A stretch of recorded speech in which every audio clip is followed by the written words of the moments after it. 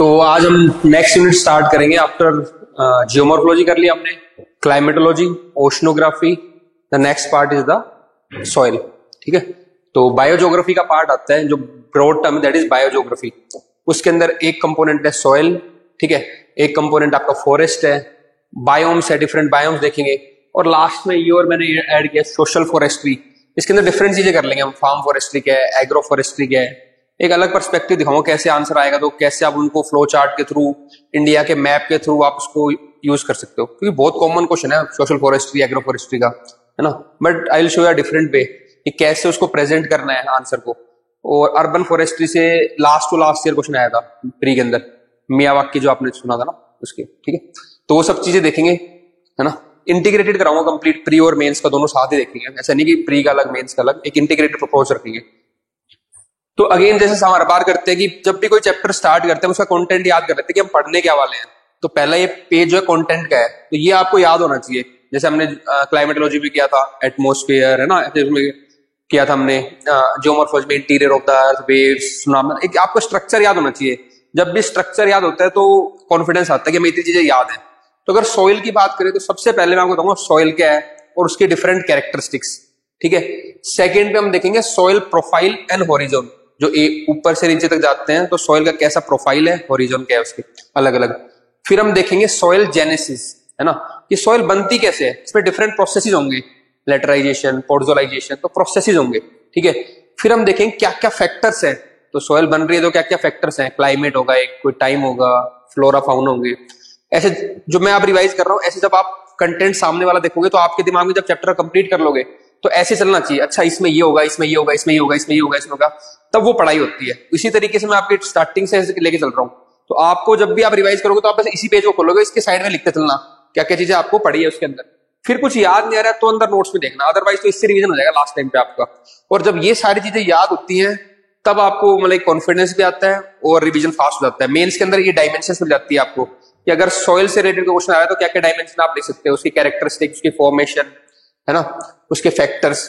फिर एक दो चार टर्म्स आए, है ना, क्योंकि अब डीप पूछ रहे हैं, सॉइल एसिडिटी, एल्कनिटी, क्या फैक्टर्स हैं, कैसे ठीक कर सकते हैं, तो वो वाली चीज देख लेंगे।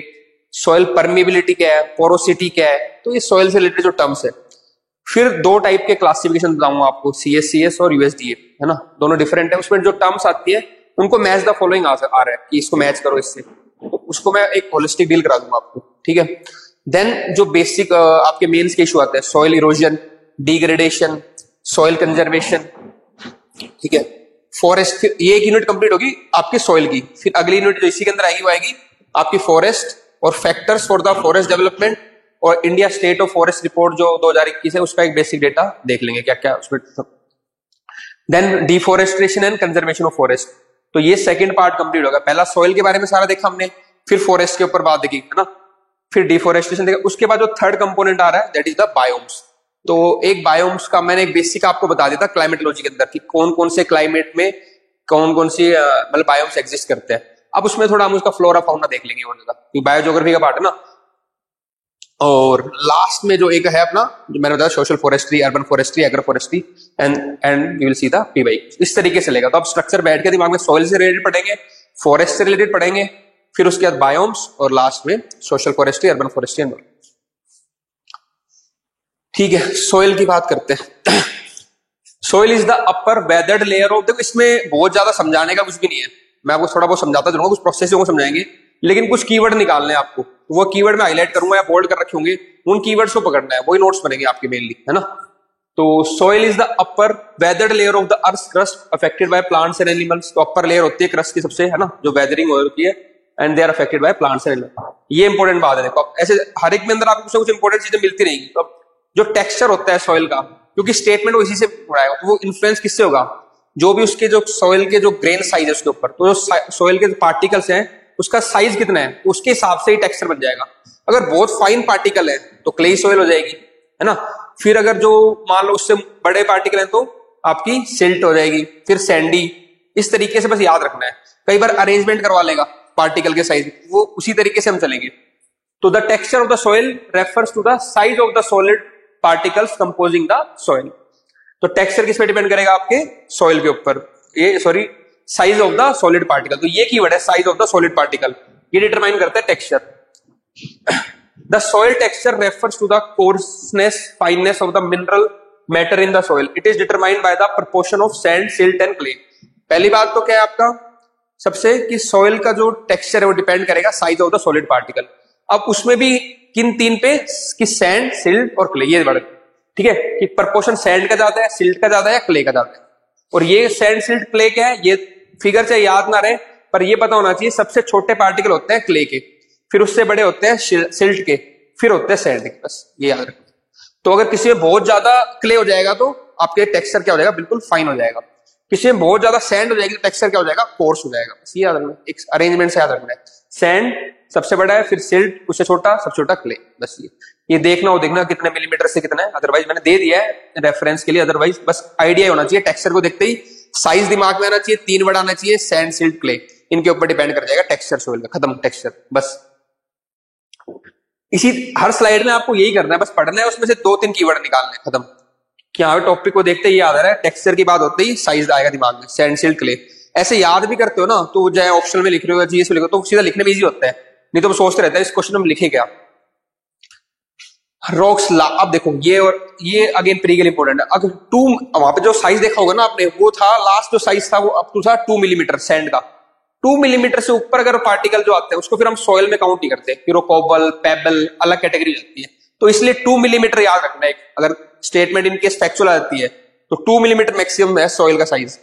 Rocks larger than 2 millimetre are regarded as pebble, gravel और rock fragments and technically not the soil part. तो टेक्निकली हम 2 मिलीमीटर से बड़े वाले को सॉइल का पार्टिकल कंसीडर नहीं करते।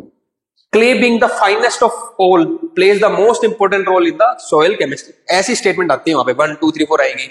Sand is the most important role in the soil, ऐसे नहीं, तो क्ले आएगी, क्योंकि क्ले क्या होती है, बहुत फाइन होती है और सरफेस एरिया उसका ज्यादा होता है। क्योंकि वाटर की सरफेस एरिया पे पूछ रखी थी एक बार प्रॉपर्टी ना, तो अगली बार सॉइल के पूछ लेगा, इसलिए मैं वो चीजें निकाल के देता हूँ आपको, सीधा बस कॉपी पेस्ट यहाँ मैंने कर दिया, आपको याद करना है, इतना ही काम है। आपके लिए काम ढूंढने वाला काम नहीं बचा, ढूंढ के मैंने दे दिया आपको, बस उसको एक स्ट्रक्चर में पढ़ लो और याद कर लो।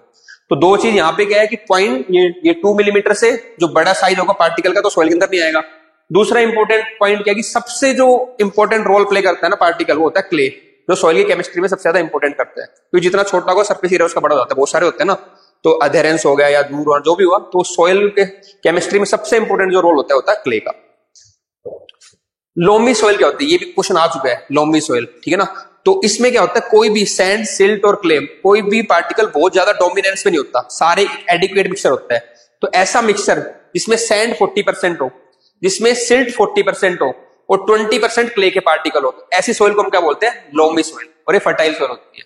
तो soil which have 40% of sand, 40% of silt and 20% of clay, वो होगी लोमी सॉइल, खत्म बात। तो लोमी सॉइल का मिक्सचर देख लिया हमने क्या। देखो अगेन हम देख रहे हैं जियोमॉर्फोलॉजी, क्लाइमेटोलॉजी, ओशनोग्राफी, बायोजियोग्राफी पे आते आते कंसेप्ट तो हम बिल्कुल डाउन ही कर रहे हैं ना, बिल्कुल। अब तो बस ऑब्जर्वेशन का पार्ट है सारा, जो हमने करना था 70% में मानता हूँ कि जो कॉन्सेप्चुअल 80% हो गया लगभग। अब तो बस आप ऑब्जर्व करोगे चीजों को और कुछ कुछ चीजों को याद करोगे, ऐसे ज्योग्राफी हमारी खत्म हो जाएगी।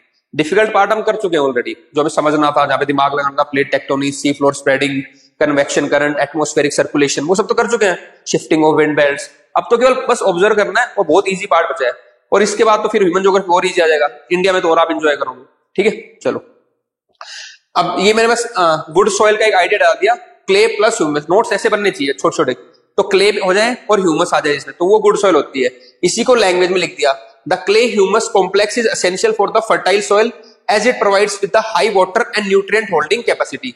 ये तरीका होता है लैंग्वेज का, और आपको जो पढ़ना चाहिए तब आपको ऐसे पढ़ना चाहिए कि बस आप सीधा लिख दो अपने नोट्स में क्ले प्लस ह्यूमस, तो आपको याद आ जाएगा ऐसी सॉइल की कैरेक्टरिस्टिक जिसमें क्ले भी हो और ह्यूमस भी हो, वो अच्छी हमारे लिए होगी फर्टाइल। और वो क्यों अच्छी रहती है, क्योंकि ह्यूमस, जब ह्यूमस होता है ना तो उसके अंदर क्या होता है, वाटर होल्डिंग कैपेसिटी हो जाती है अच्छी, ठीक है ना, न्यूट्रिएंट होल्डिंग कैपेसिटी। और क्योंकि क्ले के अंदर भी अभी आगे पढ़ाऊंगा पोरोसिटी, क्ले की पोरोसिटी बहुत ज्यादा होती है, तो पानी उसके अंदर बहुत आएगा, तो इसीलिए वो प्रॉपर्टीज पढ़नी जरूरी है, पोरोसिटी क्या है, परमेबिलिटी क्या है। बस आपको याद करने के लिए क्या इंपॉर्टेंट है, क्ले प्लस ह्यूमस अगर आ गया तो वो होगा एक अच्छी सॉइल होगी, गुड सॉइल होगी, क्ले प्लस ह्यूमस, क्योंकि इनकी वाटर होल्डिंग और न्यूट्रिएंट होल्डिंग कैपेसिटी ज्यादा है, रीजन भी दे दिया, ठीक है। पोरोसिटी के कारण इसकी वाटर होल्डिंग कैपेसिटी अच्छी है, ह्यूमस के कारण इसमें न्यूट्रिएंट्स भी होंगे, न्यूट्रिएंट होल्डिंग कैपेसिटी भी बढ़िया है। Humus act as a cement binding the soil particle together and reduce the risk of erosion. और आपको पता ही है मल्चिंग भी करते हैं हम, है ना, तो सॉइल के ऊपर अगर ह्यूमस रहेगा तो इरोजन से बचाएगा सॉइल को, तो ये इसकी प्रॉपर्टी होगी। वो स्टेटमेंट देगा ऐसे, ह्यूमस आ भी चुके हैं ऑलरेडी कि ह्यूमस से क्या होगा, सॉइल 1 2 3 4 कौन कौन से मेथड है जिससे सॉइल इरोजन कम होता है, तो उसमें अगर ह्यूमस दे रखा है तो उससे सॉइल इरोजन कम होगा। इसलिए ये कीवर्ड्स पकड़ना जरूरी है। पहले हम बहुत जल्दी करा देते सॉइल वाला टॉपिक, अब इसलिए डिटेल में करा रहा हूं क्योंकि अब कोई भी ऊपर से सुपरफिशियल यूपीएससी में तो नहीं पूछ रहा है, वो डीप पूछ रहा है, इसलिए मैं आपको बहुत डिटेल में करा रहा हूं चीजों को। पर आपको वो ये करना है कि ठीक है, आपको वो टाइम लगाना कि ढूंढना होना वो मैं कर दूंगा, बस आपको इसको ढंग से अच्छे से कर लेना है जो पढ़ा रहा हूं आपको, मतलब इससे बाहर फिर चांस कम है, इतना रिसर्च करने का इतना करेगा, अपने मैक्सिमम चीजें करा दी अपन ने। Soil contain all the 3 states, ये देखो अच्छी बात है, हमें लगता था सॉइल केवल सॉलिड होती है, सॉइल में तीनों होते हैं, गैसेस भी होते हैं, उसका अपना एटमॉस्फेयर भी होता है सॉइल के अंदर, ठीक है ना, रेडॉन गैस होती है मेरे ख्याल से, ना, गैसेस भी होती है, और सॉलिड पार्टिकल तो है ही उसके, और लिक्विड भी होता है, पानी भी होता है। तो सॉइल के अंदर तीनों होता है, उसका मॉइस्चर भी होता है, उसका अपना एटमॉस्फेयर भी होता है, और सॉलिड पार्टिकल। अगला पॉइंट ये आ गया, तीनों स्टेट्स ऑफ मैटर प्रेजेंट होती है सॉइल के अंदर। अब ये क्वेश्चन भी आया होगा कि जो टर्म एडेफिक है वो किससे रिलेटेड, बस इतना पता होना चाहिए, जहां भी एडेफिक फैक्टर आ जाए, एडेफिक वर्ड आ जाए, तो that is related to the soil, बस ये याद रखना। Is edaphic of relating to the physical and chemical condition of soil, especially in relation to the plant and animal life it supports। तो जो soil जो भी plant और life support करेगी उससे related जो भी term होती है उसको बोलते हैं edaphic, ठीक है ना। तो edaphic is the term related to the soil, exactly ऐसे पूछा था, edaphic is the term related to 1 2 3 4 option थे, तो soil उसका। देखो यूपीएससी के जो ऑप्शंस होते हैं ना वो अगली बार कुछ और बना, अब edaphic उसकी नजर में है तो edaphic से रिलेटेड कुछ और बना देगा, तो इसलिए आपको पता होना चाहिए soil से रिलेटेड है, इसलिए मैं वो चीजें करा रहा हूं आपको। नेक्स्ट है सॉइल प्रोफाइल या सॉइल का होरिजन। तो बस सॉइल प्रोफाइल दिमाग में आती है, आपको पता होना चाहिए वर्टिकली सॉइल को आप खोदो नीचे, तो ऊपर कुछ ऑयल और टाइप की सॉइल दिखेगी, उसके नीचे कुछ और कलर आएगा, उसके नीचे कोई और कलर आएगा। तो जो वर्टिकल सेक्शन होता है सॉइल का प्रोफाइल, ठीक है ना, उसको हम क्या बोलते हैं, सॉइल प्रोफाइल, ठीक है। अगर सॉइल ऐसे है पूरी, तो पहले ऊपर वाली लेयर, फिर उसके नीचे, ठीक है। तो सबसे नीचे क्या होगा, बहुत हार्ड रॉक्स होंगी, उसके ऊपर कुछ फ्रेगमेंट्स आके सॉइल का पेरेंट मटेरियल होगा, ठीक है ना। सबसे ऊपर क्या होगा, जो भी ह्यूमस होगा, उस तरीके से ऑर्गेनिक मैटर पड़ा होगा, है ना। फिर एक लेयर आएगी, सबसे ऊपर वाली लेयर को बोलते हैं ओ लेयर, फिर ए लेयर, फिर बी लेयर, ठीक है, फिर सी लेयर। एबीसी सिंपल है, बीच में एक ई लेयर भी आती है, उसको कंसीडर मतलब सिंपल करो, O layer, A layer, B layer, C layer, और लास्ट में आर जो रेगोलिथ बोलते हैं, ठीक है। तो ये देखो सबसे ऊपर तो ह्यूमस मिलेगा, इसमें बोलेंगे ओ लेयर, क्योंकि सॉइल प्रोफाइल पे क्वेश्चन आ सकता है, इसलिए बता रहा हूं आपको। सॉइल प्रोफाइल पे आएगा तो आपको पता होना चाहिए ओ ए बी सी आर। ए होते हैं टॉप सॉइल, सबसे देखो रूट्स कहां तक है, अपने ए और बी तक जाती है, ठीक है, और उससे नीचे आ गई आपकी सब सॉइल, उसके नीचे आपकी पेरेंट मटेरियल, ये पेरेंट मटेरियल, फिर आ गया बेड या फिर रेगोलिथ बोलते हैं इसको, आर, आर से रेगोलिथ, ठीक है। तो इस तरीके से आपको याद रखना है ओ ए बी सी, ये क्या है, सॉइल प्रोफाइल या फिर सॉइल होरिजन। बस वर्टिकल क्रॉस सेक्शन है, ये सब बता रखा है उसमें, which is divided into layers which differs in the physical and chemical composition, organic content and structure। तो ये जो वर्टिकल लेयर है इसमें अलग अलग केमिकल कंपोजिशन होगा, इसका फिजिकल कंपोजिशन होगा, ऑर्गेनिक स्ट्रक्चर, ऑर्गेनिक कंटेंट और स्ट्रक्चर सारा अलग होगा। यहाँ पे स्ट्रक्चर अलग है, यहाँ पे स्ट्रक्चर अलग है, तो ये सब चीजें वेरी करेंगी। इसी के बेसिस पे होरिजन या फिर आपका सॉइल प्रोफाइल बना रखा है। Soil develop through the interaction among climate, living organisms, land and over the time, ये सारे फैक्टर्स होते हैं जो आगे हम देखेंगे। द हॉरिजॉन्टल लेयर है, ठीक है, कोई दिक्कत नहीं। अब इसमें देख लो सबसे ऊपर जो आपकी लेयर है that is the O layer, it is formed by plants and animal matter. इसके अंदर कुछ डिकम्पोज्ड ऑर्गेनिक मैटर होंगे, और उसके नीचे ओ, इसको भी डिवाइड कर दिया ओ आई और ए, बस ओ वाला याद रख लें तब भी कोई दिक्कत नहीं है। ए हॉरिजॉन क्या है, dark coloured horizon, mixed minerals and organic matter which is wash down from the, और तो ओ से जो मिनरल बारिश हुई अगर तो ए में आएंगे, और मैक्सिमम मिनरल जो कलेक्ट होता है वो आपके कलेक्ट होता है बी के अंदर, लीज डाउन होते हैं जब, ठीक है। और इवेपोरेशन होता है तो मिनरल्स ऊपर कलेक्ट होता है, डिपेंड करता है कि कहां पे सॉइल है। अगर इवेपोरेशन होगा तो मिनरल ऊपर कलेक्ट होंगे, अगर रेनफॉल ज्यादा हो रहा है तो सारे मिनरल बी ओरिजिन कलेक्ट हो जाएंगे, वो ये बस बेसिकली, ठीक। एक ये याद रखना, एक लेयर आती है ऑर्गेनिक ओरिजिन जो ओ होती है, दूसरी होती है मिनरल ओरिजिन जिसके अंदर आते हैं आपके ए बी और सी ओरिजिन। लास्ट में जहां पे रॉक्स के, it consist of broken fragments of parent rock known as regolith. Last में यहाँ पे जो पेरेंट मटेरियल रॉक है उससे ऊपर थोड़ा होता है आपका सी ओरिजिन, जहाँ पे फ्रेगमेंट्स छोटे छोटे रॉक्स के मिलेंगे। This is the soil profile, बस पता होना चाहिए सॉइल प्रोफाइल क्या है, वर्टिकल डिवीजन ऑफ सॉइल, इसमें अलग अलग स्ट्रक्चर टेक्सचर के हिसाब से रॉक की लेयर होती है, ए बी सी और आर। सॉइल जेनेसिस, ये अब इंपॉर्टेंट, अभी तक तो ऑब्जर्व, इसमें थोड़ा समझने का कि सॉइल अलग अलग जगह पे कैसे कैसे प्रोड्यूस होती है। इस पे क्वेश्चन आ चुका है सॉइल जेनेसिस पे, लेटराइजेशन पे क्या कंडीशन रहे। यहाँ पे क्वेश्चन आया था कि कौन कौन सी कंडीशन रिक्वायर्ड होती है लेटराइजेशन के ऊपर और कहाँ कहाँ पे डिस्ट्रीब्यूटेड होता है, दोनों को मिक्स करके आया था। ठीक है, तो हर एक इसका तरीका भी यही बताऊंगा आपको। जैसे नाम आ जाए पोर्टजोलाइजेशन या पोर्टजोल, तो दिमाग में आना चाहिए ठंडा एरिया, बोरियल एरिया, ऐसे ऐसे कीवर्ड आना है। लेटराइजेशन दिमाग में आते आना चाहिए आपको, बारिश हो रही है, सनलाइट हो रही है, हाईलैंड्स के ऊपर, ऐसे 3 कीवर्ड याद रखने बस। उसमें समझाता हूँ कैसे करना है, क्योंकि प्रोसेस याद नहीं रह पाएगा उसमें, वहां पे बस कीवर्ड याद रहेंगे, उसमें से अगर टिक हो जाएगा। अब देखो, soil genesis, the process of formation of soil is known as soil genesis. Soil forming process, अलग अलग तरीके से सॉइल बनती है। तो पहला जो प्रोसेस है that is the laterization. Hot and wet tropical कहां पे होगा आपका, जहां पे हॉट और वेट, इसलिए मैंने बोला सनलाइट बोला था मैंने आपको, सन होना चाहिए हॉट, वेट बोला बारिश होनी चाहिए, तो बारिश भी होनी चाहिए और सनलाइट भी होनी चाहिए। Hot and wet tropical areas, high temperature high rainfall area, ये कंडीशन आ रही है सारी। और दूसरी कंडीशन क्या है, हाईलैंड्स के ऊपर, इसीलिए आप देखना वेस्टर्न घाट्स, ठीक है, छोटा नागपुर प्लेट्यू, इस साइड आपको मिलेंगे लेटराइटिक सॉइल, नॉर्थ ईस्ट रीजन, ठीक है ना, तो वहां पे हाईलैंड्स के ऊपर होती है। It results in the formation of deep red to bright orange red soils that is rich in iron. ये भी क्वेश्चन आ चुका है कि जो रेड सॉइल, ये लेटराइटिक सॉइल होती है, it is rich in the iron and aluminium oxides and poor in the organic matter. Characteristic पता होना चाहिए, लेटराइट सॉइल किसमें रिच रहेगी, आयरन में और एल्यूमिनियम ऑक्साइड्स में, और पुअर रहेगी ऑर्गेनिक मैटर में। अब देखो प्रोसेस कैसे है,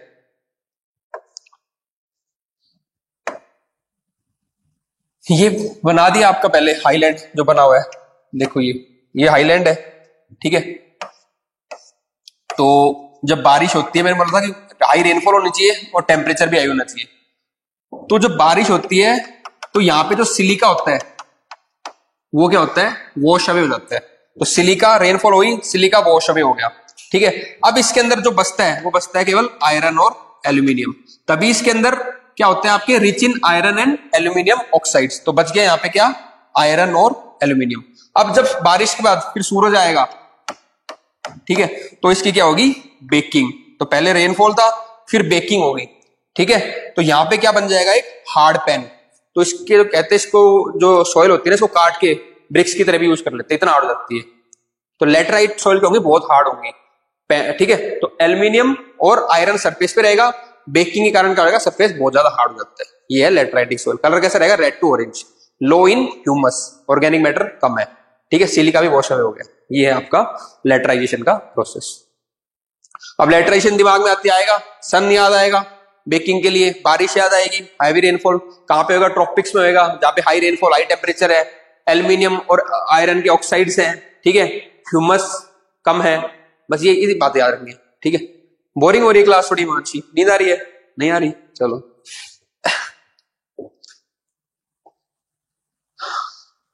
अब देखो, मैंने पोर्टजोलाइजेशन बोला था, इसमें बहुत सारी चीजें लिखी हुई है, आ तो रिया सबको नहीं, कोई बात नहीं, लेकिन जेलो मेरे पास थोड़ा कोई फायदा हो जाएगा लेकिन तुम्हारा, ठीक है। 4-5 तो सो गए, शहीद हो गए इस 10 मिनट में ही, ठीक है। अरे इतनी हिम्मत तो दिखाओ थोड़ी यार। पोर्टजोलाइजेशन, सॉइल ऑफ कोनिफेरस और बोरियल फॉरेस्ट। बस मैंने भी उस टाइम तरफ बोला, मेरे को ये याद रखता है जब भी पोर्टजोलाइजेशन आता है ना, कि ऐसी सॉइल जो ठंडे इलाके में रहेगी। बाकी तो कैरेक्टरिस्टिक हम मिला लेंगे यार, वहां से सारी याद कर जाएंगे, कभी याद नहीं, बस कीवर्ड पकड़ लो। अक्कर से अभी तो उससे रिलेटेड कूल क्लाइमेट होगा, तो सब ठंडी बात आ गई तो बस ठीक है, टेम्परेचर लो रहेगा, ये सब पाइन फॉरेस्ट होगा। अब तो तुम सारे कर लो, बस ये पकड़ लो वर्ड कि कोनिफेरस और बोरियल फॉरेस्ट में होती है soil, podzol soil. It is associated with humid and mid latitude, ठीक है, मिड लैटिट्यूड मतलब कि टेम्परेचर उससे ऊपर रहे, एंड ऑफ कोनिफेरस वेजिटेशन। कैसा कलर होता है, grey blackish. It occurs where precipitation is greater than the evaporation. एक कंडीशन होता है, बारिश होनी चाहिए, precipitation is greater than the evaporation. Extreme form of leaching, देखो लीचिंग भी आगे प्रोसेस समझाऊंगा क्या होगा। लीचिंग में क्या होता है, अगर बारिश, लीचिंग के लिए बारिश बहुत चाहिए, तो अगर ये सॉइल है, ठीक है, इसके ऊपर क्या होगी, बारिश हुई बहुत ज्यादा, तो जो भी सॉल्ट्स है ऊपर वो डिसॉल्व होके नीचे वाली लेयर में आ जाते हैं, वॉश अवे हो जाते हैं। इस प्रोसेस को बोलते हैं लीचिंग। लीच्ड अवे हो गया ना, लीच्ड अवे हो गया। तो जो आपके आगे आएगा इसमें, ठीक है, अभी देखते हैं। तो जो पोर्टजोल सॉइल है उसके लिए क्या होना चाहिए, इवेपोरेशन क्या होना चाहिए, कम होना चाहिए प्रेसिपिटेशन से। तो प्रेसिपिटेशन इज ग्रेटर देन, ये कंडीशन है evaporation. Extreme form of leaching which causes illuviation of the iron and aluminium oxides. देखो, एक होता है एल्यूविएशन, एक होता है इल्यूविएशन, वो भी आगे देखेंगे। आई से आएगा इल्यूविएशन और एक ऐसा आएगा एल्यूविएशन, एल्यूविएशन और इल्यूविएशन। ये दो टर्म्स होती है, इनको आगे समझाऊंगा, ठीक है। This soils are rich in sesquioxides and organic matter. दूसरा क्या है इसमें, सेस्क्विक ऑक्साइड्स होते हैं। ये क्वेश्चन आ चुका है यूपीएससी के अंदर, ये पूछा हुआ है कि जो बोरियल सॉइल, ये podzol soil, they are rich in sesquioxide. तो इसलिए टर्म याद रखनी है कि they are rich in sesquioxide and organic matter. Organic matter में भी रिच रहती है, जबकि लैटराइट सॉइल ऑर्गेनिक मैटर में रिच नहीं थी। When organic matter is broken down by chelating agents, ठीक है, organic acids are released as a result acidic. अब देखो ये सॉइल क्या है, एसिडिक। होता क्या है, प्रोसेस समझो। ये आपकी लीफ है, मान लो पैनी होती है थोड़ी वहां पे पाइन फॉरेस्ट में, तो यहाँ पे क्या होता है, कुछ चिलेटिंग एजेंट्स है, ये चिलेटिंग एजेंट्स है, ये इस पे एक्ट करते हैं, है ना, एक्ट करेंगे, कुछ कंपाउंड्स होते हैं, उसके कारण ये जब डिकम्पोज होता है तो ये क्या करता है, एसिड रिलीज करता है, दैट इज सेस्क्विक एसिड। तो वो एसिड रिलीज करेगा, तो इसलिए सॉइल का पीएच हो जाता है 4.5। तो 7 से कम है तो क्या होगी, सॉइल एसिडिक होगी, ठीक है। तो पोडजोल सॉइल वहां पे आ जाएगा आर बेसिक, तो बेसिक नहीं होती, दे आर एसिडिक। बस ये ध्यान रखना है आपको। प्रोसेस मैंने समझा दिया। चिलेटिंग एजेंट्स होते हैं, जो ट्री की लीव्स गिरी, ठीक है, तो उनको क्या किया, डिकम्पोज किया, तो एसिड रिलीज हुआ सेस्क्विक ऑक्साइड, उससे क्या आपका सॉइल क्या होगी, एसिडिक। अब जो लीचिंग जो मैं अगला बता रहा था, that is the process the leaching. In this process material is remove from the soil body. In this water draining through the soil dissolve soil material up from upper horizon moving them to the deeper ground horizon. देखो ऐसे है, तो leaching के लिए क्या बताया था, बारिश होनी चाहिए, है ना। तो बारिश हुई, यहाँ पे कुछ कंपाउंड्स हैं, तो बारिश इनको लेके क्या होगी, नीचे इन्होंने सेटल कर दिया बारिश, तो इस ऊपर से क्या हो गए, लीज्ड आउट हो गए, या फिर वॉश अवे हो गए, या तो आगे वॉश अवे हो सकते हैं, नीचे लीज डाउन हो सकते हैं, ठीक है ना।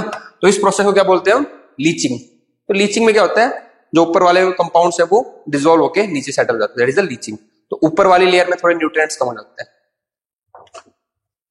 Next is the salinisation, the process of increasing salt content. ये पता ही आपको, जब सॉल्ट कंटेंट बढ़ जाता है सॉइल के अंदर, उसको बोलते हैं सैलिनाइजेशन। मिनरल, अब देखो ये एक अच्छा है, जैसे एक रॉक है, ठीक है ना, उसी से क्या बन रही है, आपकी सॉइल बन रही है।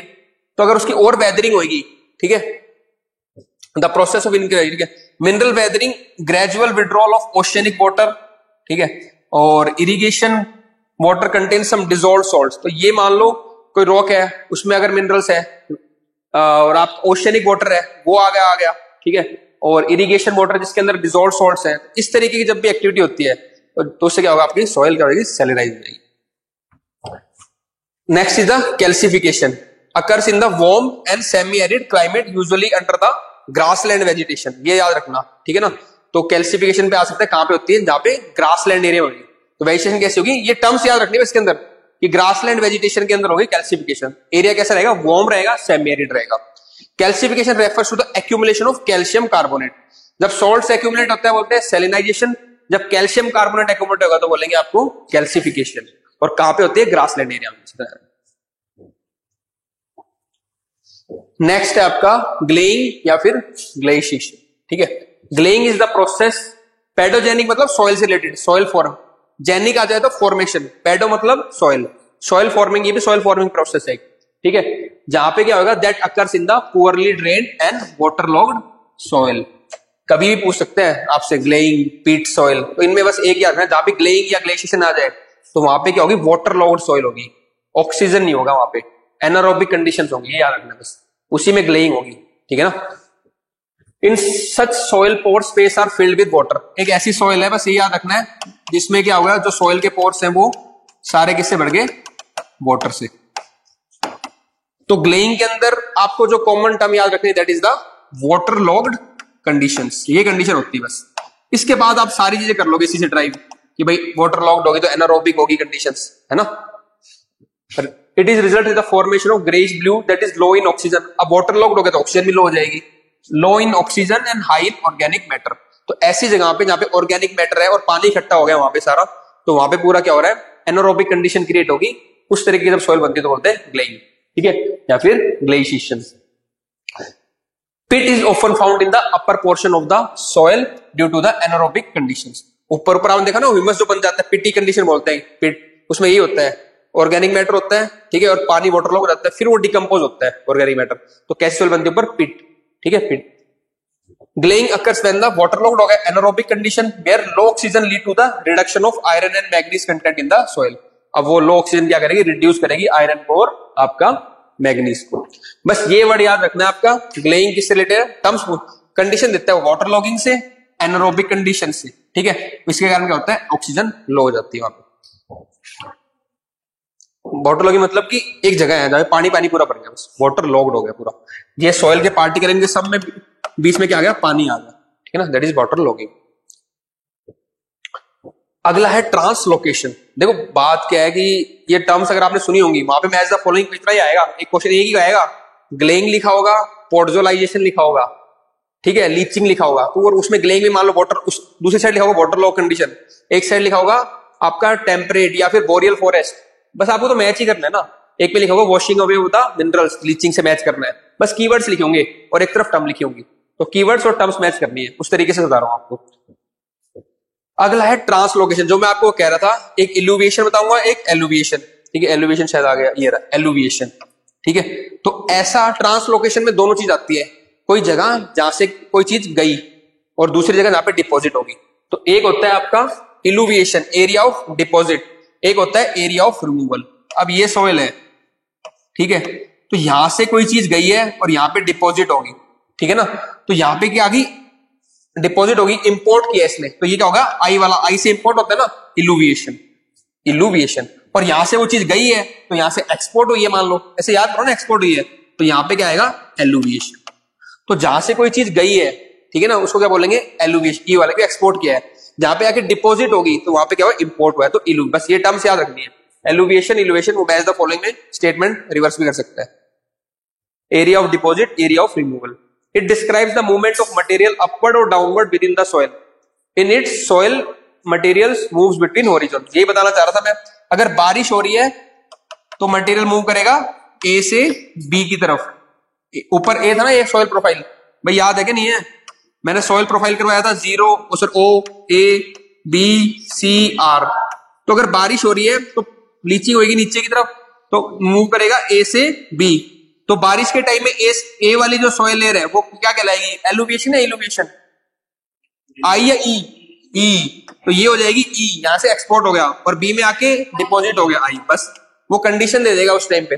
और जब कैपिलरी एक्शन हो रहा है, जब इवेपोरेशन हो रहा है, तो मिनरल ऊपर की तरफ जा रहे हैं, तो डिपॉजिट हो गया आपका ओ में और ए के अंदर, तो ये वाली जो होगी क्या कहलाएगी आपकी, ऊपर वाली आई, नीचे वाली ई, बस ये याद रखना है। अब कंसेप्ट क्लियर है, ठीक है, ये हो गया। इस पूरे प्रोसेस दोनों को बोलते हैं हम ट्रांसलोकेशन। फॉर एग्जांपल क्ले, ये प्रोसेस वैल्यू, ठीक है। Factors responsible for the soil formation, पढ़ सकते हो, कोई दिक्कत नहीं, फिर मैं बता देता हूं एक बार। भाई पहले क्लाइमेट है, climate is presented by precipitation और टेम्परेचर। क्लाइमेट में तो ये याद रखनी, या तो बारिश होगी या फिर आपका टेम्परेचर, ठीक है। Precipitation is responsible for the downward movement of the nutrients and other chemicals in the soil by translocation. अगर ज्यादा प्रेसिपिटेशन है तो water will wash away the nutrients deeper into the soil and out of the reach of the plants. ये दिक्कत आती है जब बहुत बारिश होती है ना, तो ठीक है। इन लो प्रेसिपिटेशन क्या होगा, वो सॉल्ट ऊपर जमा हो जाएगा, क्योंकि मिनरल क्या हो रहा है, कैपिलरी एक्शन से सरफेस के ऊपर आ रहा है, तो सरफेस पे जब मिनरल्स या सॉल्ट्स क्या होंगे, डिपॉजिट हो जाते हैं जहां पे बारिश कम होती है। Salts will keep piling up in the soil which lead to restrict the fertility of the soil. ये तो होगा प्रेसिपिटेशन की, ज्यादा होगी तो क्या होगा, कम होगा तो क्या होगा, ज्यादा होगी तो लीज डाउन हो जाएंगे मिनरल्स, कम होंगे तो सॉल्ट्स ऊपर एक्यूमुलेट हो जाएंगे, ठीक है ना। तभी आप एरिड रीजन में देखना, वहां पे सॉल्ट, वो सरफेस के ऊपर क्या होता है, सॉल्ट्स एक्यूमुलेट हो जाते हैं, इवेपोरेशन ज्यादा होता है। अगला है टेम्परेचर, ठीक है। Temperature of the soil affect chemical development of the soil and leads to the formation of horizon. Soil develop faster in the warm moist climate and slowest in the cold और arid climate, ठीक है। तो warm और moist में activity ज्यादा होगी, वहां पे सॉइल जल्दी अच्छी बनेगी, मैच्योर बनेगी, क्लियर होरिजन होंगे। अब इसी से कंडीशन दे देगा वो कि एक वार्म जगह है, एक कोल्ड जगह है, तो कहां पे क्लियरली होरिजन बनेंगे, कहां पे सॉइल डेवलप होगी, तो उसने साफ साफ बता रखा है, जहां पे टेम्परेचर ज्यादा रहता है वहां पे सॉइल अच्छी डेवलप होती है। और soil develop faster in the warm moist, बारिश भी हो, और slowest in the cold and arid ones. इन्हीं कंडीशन से बनते हैं क्वेश्चन, जो लाइट देते हैं ना, इनको ढंग से पढ़ेंगे तो क्वेश्चन को सॉल्व कर पाएंगे वहां पे। फिर ऑर्गेनिजम्स, प्लांट्स होते हैं, रूट्स होते हैं, उनका ह्यूमस होता है, ठीक है। एनिमल्स होते हैं, वो बरो करते हैं, कई चीजें मिक्सिंग करते हैं सॉइल की, अर्थवॉर्म्स होते हैं, तो ये सब प्लांट्स का भी रोल है। आगे ह्यूमन का रोल भी आएगा, वो भी डिस्टर्ब करते हैं सॉइल के स्ट्रक्चर को, ठीक है, ब्रेक डाउन करते हैं रॉक्स को। टाइम भी एक रोल आएगा, टाइम से क्या होगा, मैच्योरिटी मिलती है सॉइल को, जितना जितना टाइम होता रहेगा उतना डिग्रेडेशन वेदरिंग होकर सॉइल और इफेक्टिव हो जाती है, मतलब रॉक्स की वेदरिंग होएगा और मटेरियल मिलेगा, ठीक है ना। तो विद टाइम क्या होती है, सॉइल में मैच्योरिटी आती है, तो टाइम एक फैक्टर हो गया, ह्यूमन बीइंग एक फैक्टर हो गया, ठीक है ना। आप देखना रिलीफ, एक रिलीफ और देख लेते हैं। तो रिलीफ क्या होएगा, देखो अगर जेंटल स्लोप है तो सॉइल आराम से स्टेबल कर जाएगी, अगर स्टीप स्लोप है तो सॉइल फ्लो कर जाएगी। तो जेंटल स्लोप पे या प्लेन्स पे क्या होती है, सॉइल क्या होती है, मैच्योर होती है और थिक होती है। स्टीप स्लोप पे सॉइल थिन होती है, ये स्लोप का एंगल हो गया, ठीक है ना। Soil origin are thick on the gentle slope and they are thin on the steep slope. Impact of the sun, अब दूसरा ये भी होता है, अगर हाई लेवल पे जाना है तो एक देखो, एक होता है जो सन को फेस कर रहा है, ठीक है, सन को फेस कर रहा है स्लोप, एक होता है जो सन को फेस नहीं कर रहा, उस पर भी डिपेंड करता है सॉइल का। The slope that faces away from the sun are prevented or precaution from the direct insolation, thereby have a cooler or more moisture. यहाँ पे क्या हुआ, कूलर रह जाएगा अगर सन इस साइड है तो, ठीक है ना, और मॉइस्चर भी रिटेन कर जाएगा ये वाले, ये इधर वाली सॉइल, ठीक है ना, क्योंकि एब्जॉर्प्शन नहीं हो रहा इतना और इवेपोरेशन नहीं हो रहा। while the slope that faces toward the sun are exposed to the direct solar insolation will result in the rise in soil temperature. Next is the parent material. सबसे इंपॉर्टेंट ये है, मैंने लास्ट में लिखा हुआ है कि सॉइल लार्जली किसके ऊपर डिपेंड करती है, कि पेरेंट मटेरियल कैसा है। इसीलिए जो डेक्कन बसॉल्ट है वहां पे कैसी सॉइल बनी है आपकी, ब्लैक सॉइल। तो पेरेंट मटेरियल बहुत डिटरमाइन करेगा, ठीक है ना।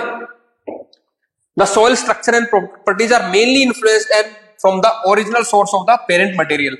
मेन सोर्स तो यही है ना, बाकी सारे मॉडिफाइंग फैक्टर है मोम में, तो मेन सोर्स आपका ये parent. For example iron rich bedrock produce soil rich in iron oxide while limestone forms calcium rich soil। अगर ऐसी एरिया है जहां पे लाइमस्टोन की रॉक्स है तो लाइमस्टोन कैल्शियम रिच सॉइल बनेगी, जहां पे आयरन रिच है तो वहां पे आयरन रिच सॉइल बनेगी। सॉइल टेक्सचर भी डिटरमाइन करता है ना, जो पेरेंट मटेरियल होता है। Soil texture is also determined by the size of mineral grains with the the parent material. उस टेक्सचर के दिमाग में आती है आपके क्या आना चाहिए कि टेक्सचर सॉइल का कौन डिटरमाइन करेगा, size of the grains that can be sand, silt और क्ले, तीनों है। सबसे छोटा होता है आपका क्ले, 2 मिलीमीटर से जो भी बड़े होते हैं उनको हम सॉइल के पार्टिकल्स में कंसीडर नहीं करते। ये स्ट्रक्चर में है सारी चीजें आपको, ठीक है। लोमी का बता दोगे 40-40-20, सैंड, सिल्ट और क्ले, ये प्रपोर्शन है उसका। फिर एक बता दोगे गुड सॉइल होती है आपकी क्ले प्लस ह्यूमस। कीवर्ड याद आ रहे हैं ना सारे, बस कीवर्ड आने चाहिए।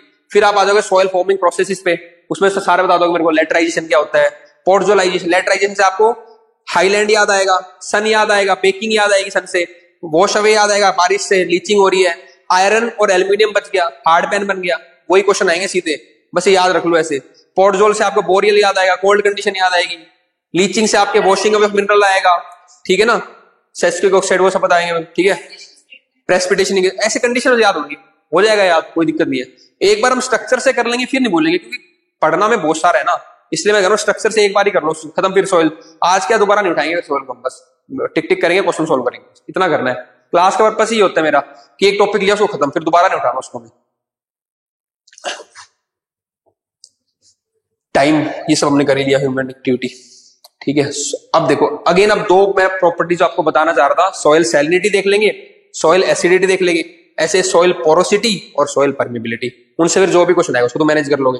एसिडिटी तो समझ रहे हो, सीधा क्वेश्चन आ चुका है। अब क्या होता है, कुछ एरिया एनवायरमेंट और ज्योग्राफी में ओवरलैप करते हैं, बायोम्स भी एनवायरमेंट का पार्ट है ना, तो मैं इसलिए यहां भी करा रहा हूं, वहां भी कराता हूं एनवायरमेंट के अंदर भी। ऐसे ये सॉइल एसिडिटी, एक धनीचिया क्रॉप के नाम से कोई आया था क्वेश्चन, तो एनवायरमेंट से रिलेट हो गया और यहां भी आ जाता है, ठीक है ना। अब देखो सॉइल एसिडिटी क्या होगी, ऑब्वियसली हाइड्रोजन आयन कंसेंट्रेशन जब बढ़ जाता है सॉइल के अंदर, एक्सचेंज, वही बोलते हैं उसको, एसिडिटी बढ़ गई। तो जब भी लिखा हुआ है exchangeable hydrogen ion present in the soil in relation to the other, ये मैंने ऐसे ही करवा दिया, लेकिन ये हमारे यूपीएससी में नहीं पूछता, लेकिन बस आइडिया होना चाहिए हाइड्रोजन आयन अगर कंसेंट्रेशन बढ़ता है, क्योंकि एसिडिक सॉइल के लिए, ठीक है। The degree of acidity is measured on the pH scale which ranges from 0 to 14, ठीक है। तो ये पीएच स्केल भी होता है 0 to 14, है ना। 7 आता है बीच में न्यूट्रल, फिर 14, 7 से 14 वाले क्या होंगे, बेसिक हो जाएंगे, 0 से 7 वाले एसिडिक हो जाएंगे, बस उसे वेरी करेगा। जहां पे अगर सॉइल अभी दे रखा हो एक्सट्रीम एसिडिक, देखो अगर पीएच लेस देन 7 है तो हमारी सॉइल क्या है, एसिडिक है, और अगर पीएच 5.5 से भी कम है वो क्या है, सीवियरली एसिडिक है, बस इंटेंसिटी बढ़ जाती है वही। तो ये तो बेसिक चीजें आपकी। और नॉर्मल सॉइल का जो फेवरेबल फॉर द, ये भी अच्छे इंपॉर्टेंट है, जो प्लांट ग्रोथ के लिए अगर पीएच होता है तो स्लाइटली एसिडिक होनी चाहिए soil, and that is the 6.5। तो सॉइल का पीएच कितना होना चाहिए, 6.5 for the most favourable for the growth of crops, ये पता होना चाहिए, एक अच्छा फैक्ट है, ठीक है। तो वहां पे फैक्ट ना भी पूछे, वो पूछ लेगा स्लाइडली एसिडिक, ये वर्ड आना चाहिए कि slightly acidic soil is good for the plant growth. उस टर्म से याद नहीं आएगा एकदम से आपको, ठीक है। कई लोग कहेंगे अभी एसिडिक खराब भी हो, पर आपको अगर ये पता होगा कि अभी 6.5 है तो आइडिया लग जाएगा, ठीक है। स्लाइडली एसिडिक है बिल्कुल, 7 से थोड़ा सा कम। Amount of major plant nutrients like nitrogen, phosphorus and potassium present in the soil depends upon the acidity and alkalinity of the soil. तो जो बाकी मिनरल्स में कौन सा मिनरल कितना प्रेजेंट रहेगा वो डिपेंड करेगा कि सॉइल एल्कलाइन है या उसकी। तो मिनरल कंपोजिशन भी सॉइल का डिपेंड करता है, सॉइल की एसिडिटी और एल्कलिनिटी। एक जनरल बात थी, बस क्वेश्चन आ जाए मेंस में तो उसमें लिखने के लिए। इफ द पीएच नंबर, ये मैंने बता ही दिया। एरियाज ऑफ एसिडिक सॉइल, ठीक है। तो ये कहां मिलता है आपके एसिडिक सॉइल, ये देखते हैं एक बार। तो it is found generally in the high rainfall area, ठीक है। तो हाई रेनफॉल एरिया जैसे आपका अरुणाचल प्रदेश हो गया, असम हो गया, और आपका फॉरेस्ट और हिल, दो याद रखना है। एक तो हाई रेनफॉल एरिया हो गया, दूसरा जहां पे फॉरेस्ट और हिली एरिया, यहाँ पे आपकी सॉइल कैसी होगी, मोस्टली एसिडिक होगी। एग्जाम्पल भी दे दिया। देखो मेरा मानना है, मैं काफी जगह पे एग्जाम्पल देखोगे, आपको भी ये हैबिट इंकॉर्पोरेट करनी चाहिए। Geography is a spatial science, space के बारे में बात करती है, वो लोकेशंस के बारे में बात करती है। जब भी आप पढ़ो, जब भी अपना आंसर लिखो, एग्जाम्पल जरूर डालो।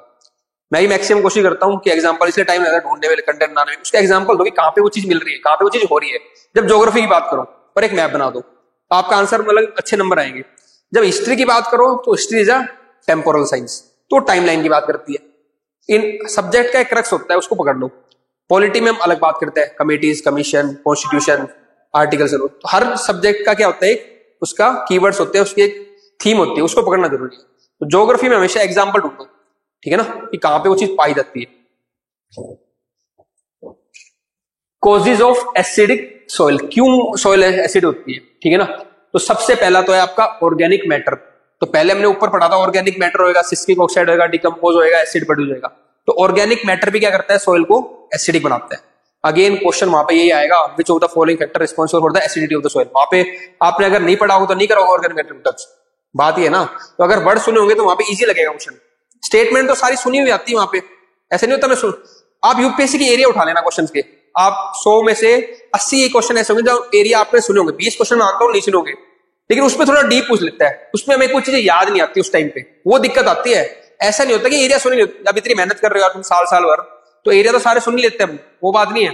दो दिक्कत आती है, इतना एक तो डीप में नहीं पता होता, दूसरा हमें कुछ टाइम पे कुछ वो रिटेन नहीं हो पा रही होती है, बस दो ही दिक्कत आती है, ठीक है ना। तो रिटेन क्या और एरिया में करा रहा हूं, जो थर्ड चीज और लेवल पड़ेगा, कुछ एरिया और कवर करेंगे, वो हम टेस्ट सीरीज के थ्रू करेंगे, क्योंकि टेस्ट सीरीज में वो क्वेश्चन डालूंगा मैक्सिमम जो मैं यहाँ पे कवर नहीं कर रहा।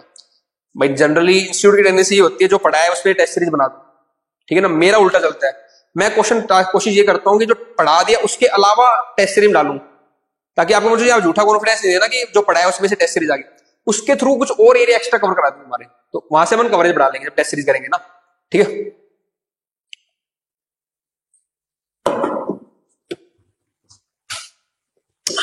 ठीक है भाई, तो पहला हो गया ऑर्गेनिक मैटर और मिनरल्स, ठीक है, that decompose in the soil over the time are acidic and contribute to the soil acidity. This occur frequently in the pine forest and peat box.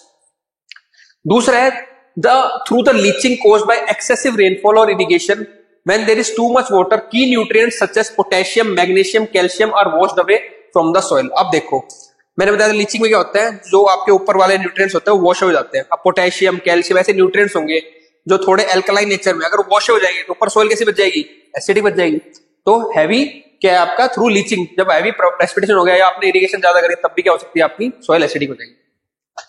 ये सब उसका ये हैवी रेनफॉल हो गया, ठीक है। तो सिलिकेट्स ये सब क्या होता है, आप देख लो सोडियम्स और जो ये सॉल्ट्स हैं दे होंगे, दे गेट लीच्ड अवे, बस ये याद है। इसलिए ऊपर टर्म करवा दी मैंने आपको, लीचिंग क्या होती है। अब लीचिंग आपको पता ही है, बारिश होगी या पानी आएगा, उसमें जो सॉल्ट्स होंगे वो डिसॉल्व हो जाएंगे और वॉश हो जाएंगे, दैट इज द लीचिंग। तो ऊपर कैसी बच जाएगी सॉइल, एसिडिक। तो पहला कंडीशन क्या था, ऑर्गेनिक मैटर। दूसरा कंडीशन था लीचिंग। थर्ड कंडीशन क्या है आपकी, अगर आप सिंथेटिक फर्टिलाइजर यूज कर रहे हो जो कि हाई नाइट्रोजन है, तो that will make the soil acidic. The use of high nitrogen synthetic fertilizer is another source of soil acidification. These fertilizers are typically ammonia based, which causes the soil acidity to rise. अगला है soil acidity happens naturally as lichens and algae begin to erode the soil surface. और उस जब लाइचेंस या algae होते हैं वो भी अगर सॉइल सरफेस को इरोड करने लग जाते हैं तो ये भी एक फैक्टर आ गया आपका जो सॉइल एसिडिटी बढ़ा देते हैं। Acid continues to dissolve as soil forms. ठीक है, तो soil is a natural ecosystem grow increasingly acidic with time and weathering। और जैसे जैसे टाइम होता है weathering होती है और एसिड्स डिसॉल्व होते हैं तो उसमें टाइम भी क्या होती है सोइल एसिडिक बनती जाती है। और बाकी फैक्टर लिख रखे हैं जैसे एसिडिक रेन हो गया, एग्रीकल्चर में अगेन फर्टिलाइजर का यूज हो गया, ये सब भी फैक्टर्स क्या करते हैं आपके सॉइल को क्या बनाते हैं एसिडिक। ठीक है, they all contribute to the acidification of the soil. Pollution हो गया, तो बस फैक्टर्स याद रखने हैं। तो पहला फैक्टर क्या था ऑर्गेनिक मैटर, दूसरा फैक्टर क्या था लीचिंग, तीसरा क्या था हाई नाइट्रोजनस बेस्ड फर्टिलाइजर। ठीक है, फोर्थ क्या है आपका लाइचेंस और एल्गी, ये भी याद रखना है, वो भी ओवर द टाइम एसिडिटी बनाते हैं सोइल को। और लास्ट में acid rain, agriculture, pollution, other factors में डाल, क्योंकि वहां फैक्टर्स आएंगे which of them led to the acidification of the soil. Last year में बहुत जल्दी करवा रहा था ये सारी चीजें, मतलब इतना डिटेल में नहीं था, इस बार डिटेल में इसलिए वापस करा रहा हूँ। समझो बात को, क्यों कर रहे हैं बार बार इसको, नहीं फायदा नहीं। वहां पे 2 क्वेश्चन भी आपके ठीक हो गए तो मतलब वर्थ है वो टाइम। ठीक है ना, इसलिए जो भी करो अच्छे से करो, ढंग से लो। Effects of soil acidity, again जब सॉइल एसिड होगी तो क्या होगा न्यूट्रिएंट्स पे, एग्रीकल्चर पे, उसमें फर्क पड़ेगा, बेसिक बात है। In addition to the increasing availability of some elements to dangerous level, obviously कुछ एलिमेंट ज्यादा में आ जाएगा, एसिड ज्यादा आएंगे तो डेंजरस लेवल में बढ़ जाएगा कंपोजिशन कुछ एलिमेंट्स का। ठीक है, specially aluminium and manganese, it reduce the availability of plant nutrients like phosphorus and molybdenum. तो जो सॉइल होती है उसके अंदर क्या होता है आपके कुछ तो एलिमेंट्स होंगे वो एक्सेस बढ़ जाएंगे, जैसे एल्यूमिनियम और ये हो गया मैग्नीज, और कुछ कम हो जाते हैं जैसे कि आपका फास्फोरस और मोलिब्डेनम। तो ये पूछ लेगा एसिडिक सॉइल में क्या ज्यादा होता है क्या कम होता है, तो याद रखना अपने। ठीक है, the favourable environment for bacteria, अब सॉइल एसिडिक होगी तो ये जो बैक्टीरिया ये सारे मर जाते हैं, तो उनके लिए भी फिर फर्टिलिटी में नुकसान होती है। For bacteria, earthworm and other soil organism can be damage bye acidity. ठीक है, जो नाइट्रोजन फिक्सिंग बैक्टीरिया होते हैं ये सब भी नहीं हो पाते हैं। The root permeability was impacted by the accumulation of aluminium on the plant root surface. और क्योंकि मैंने बताया था एल्यूमिनियम बढ़ जाता है इसके अंदर, और क्या बढ़ जाता है आपका मैंगनीज। तो जब एल्यूमिनियम ज्यादा बढ़ जाता है वहां पे तो रूट ज्यादा क्या होती है परमेबल नहीं हो पाती है। जब परमेबल नहीं हो पाएंगे तो क्या होगी न्यूट्रिएंट्स नहीं ले पाएंगे सोइल से, वाटर नहीं ले पाएंगे, तो फिर क्या होता है फर्टिलिटी को इंपैक्ट होता है। ये हो गया, परमेबिलिटी पे भी इफेक्ट करता है आपकी। ठीक है, तो roots permeability was impacted by the accumulation of aluminium. Root क्या होती है ज्यादा डीप नहीं जा पाती क्योंकि ऊपर क्या होती है एल्यूमिनियम की लेयर आ जाती है।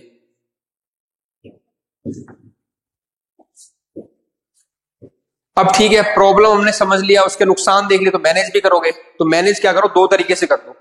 पहला मैंने लिखा है सॉइल एमिलियोरेशन, दूसरा मैंने लिखा है आपका एक और देखेंगे that is the crop choice. की क्रॉप चॉइस ऐसी करो, ठीक है, जो या तो टॉलरेंट कर ले उन चीजों को, ठीक है, या फिर दूसरा क्या करो उसमें कुछ चीज मिला दो, सॉइल एमिलियोरेशन का सिस्टम चेंज कर दो। ठीक है, लाइम मिला दो जैसे एसिड सॉइल के अंदर। तो पहला है सॉइल एमिलियोरेशन, एडिंग ऑर्गेनिक और inorganic chemical soil conditioning products applied to enhance the quality of the soil. तो ऐसे कुछ ऑर्गेनिक या इनऑर्गेनिक कंपोनेंट मिला दो उसके अंदर जो कि क्या करेंगे उसको सॉइल की एसिडिटी को कम कर दे बस। अब हमें याद रखने कौन कौन से मिला सकते हैं, क्योंकि क्वेश्चन ये पूछेगा, वो ये नहीं पूछेगा कैसे कम करना है, वो तो मेन से पूछेगा, प्री में पूछेगा क्या क्या मिला के हम सॉइल एसिडिटी कम कर सकते हैं। तो सबसे पहला आता है आपका लाइम, तो लाइमिंग है, और लाइम के लिए हम कौन कौन से यूज करेंगे वो पता होना चाहिए हमको। और दूसरा आएगा हम कौन कौन सी क्रॉप्स को भी देखते हैं। तो ये अब इंपॉर्टेंट हो रहा है चीजें की किसके लिए क्या यूज करेंगे। Lime has been identified as an excellent soil ameliorant because, कईयों को तो यही पता नहीं चलेगा सॉइल एमिलियोरेंट क्या है, तो टर्म पता चल गया आपको, ठीक है ना। Because it decreases the toxicity of aluminium, क्योंकि अब देखो सब रिलेट हो रहा है, हमने पढ़ा था उसमें एल्यूमिनियम ज्यादा हो जाता है ना, तो इन सब के एसिडिटी को एल्यूमिनियम की और आयरन की, मैंगनीज की, इन सब की उसको क्या करता है वो कम करता है, while increasing the base saturation. और हमने ये पढ़ा था फॉस्फोरस कम हो जाता है उसके अंदर, फॉस्फोरस को बढ़ा देगा एल्यूमिनियम को कम कर देगा, तो बैलेंस कर देगा उस सॉइल के अंदर, ये भी ठीक है ना। तो अगला एक हाई लेवल पे क्वेश्चन क्या आ सकता है कि लाइम क्यों ऐड करते हैं, और वहां पे स्टेटमेंट आ जाएगी 2-3। तो उसमें ऐसी स्टेटमेंट देखनी है जहां पे एल्यूमिनियम को कम कर देता है और फास्फोरस को बढ़ा देता है, तो हम कहा भाई इसलिए लाइम। पर्टिकुलर पर्पस पूछ सकते हैं अब इतना डीप में, क्योंकि जब ऐसे ऐसे काइनोइड वाइनोइड वाले कौन कौन से मिनरल पूछ रहे हैं तो इसमें तो बहुत सिंपल है, और ऐसा भी नहीं कोई बाहर से पूछ लिया एसिडिफिकेशन है सॉइल एसिडिक कोर्स में हमारे उससे पूछा है, ठीक है।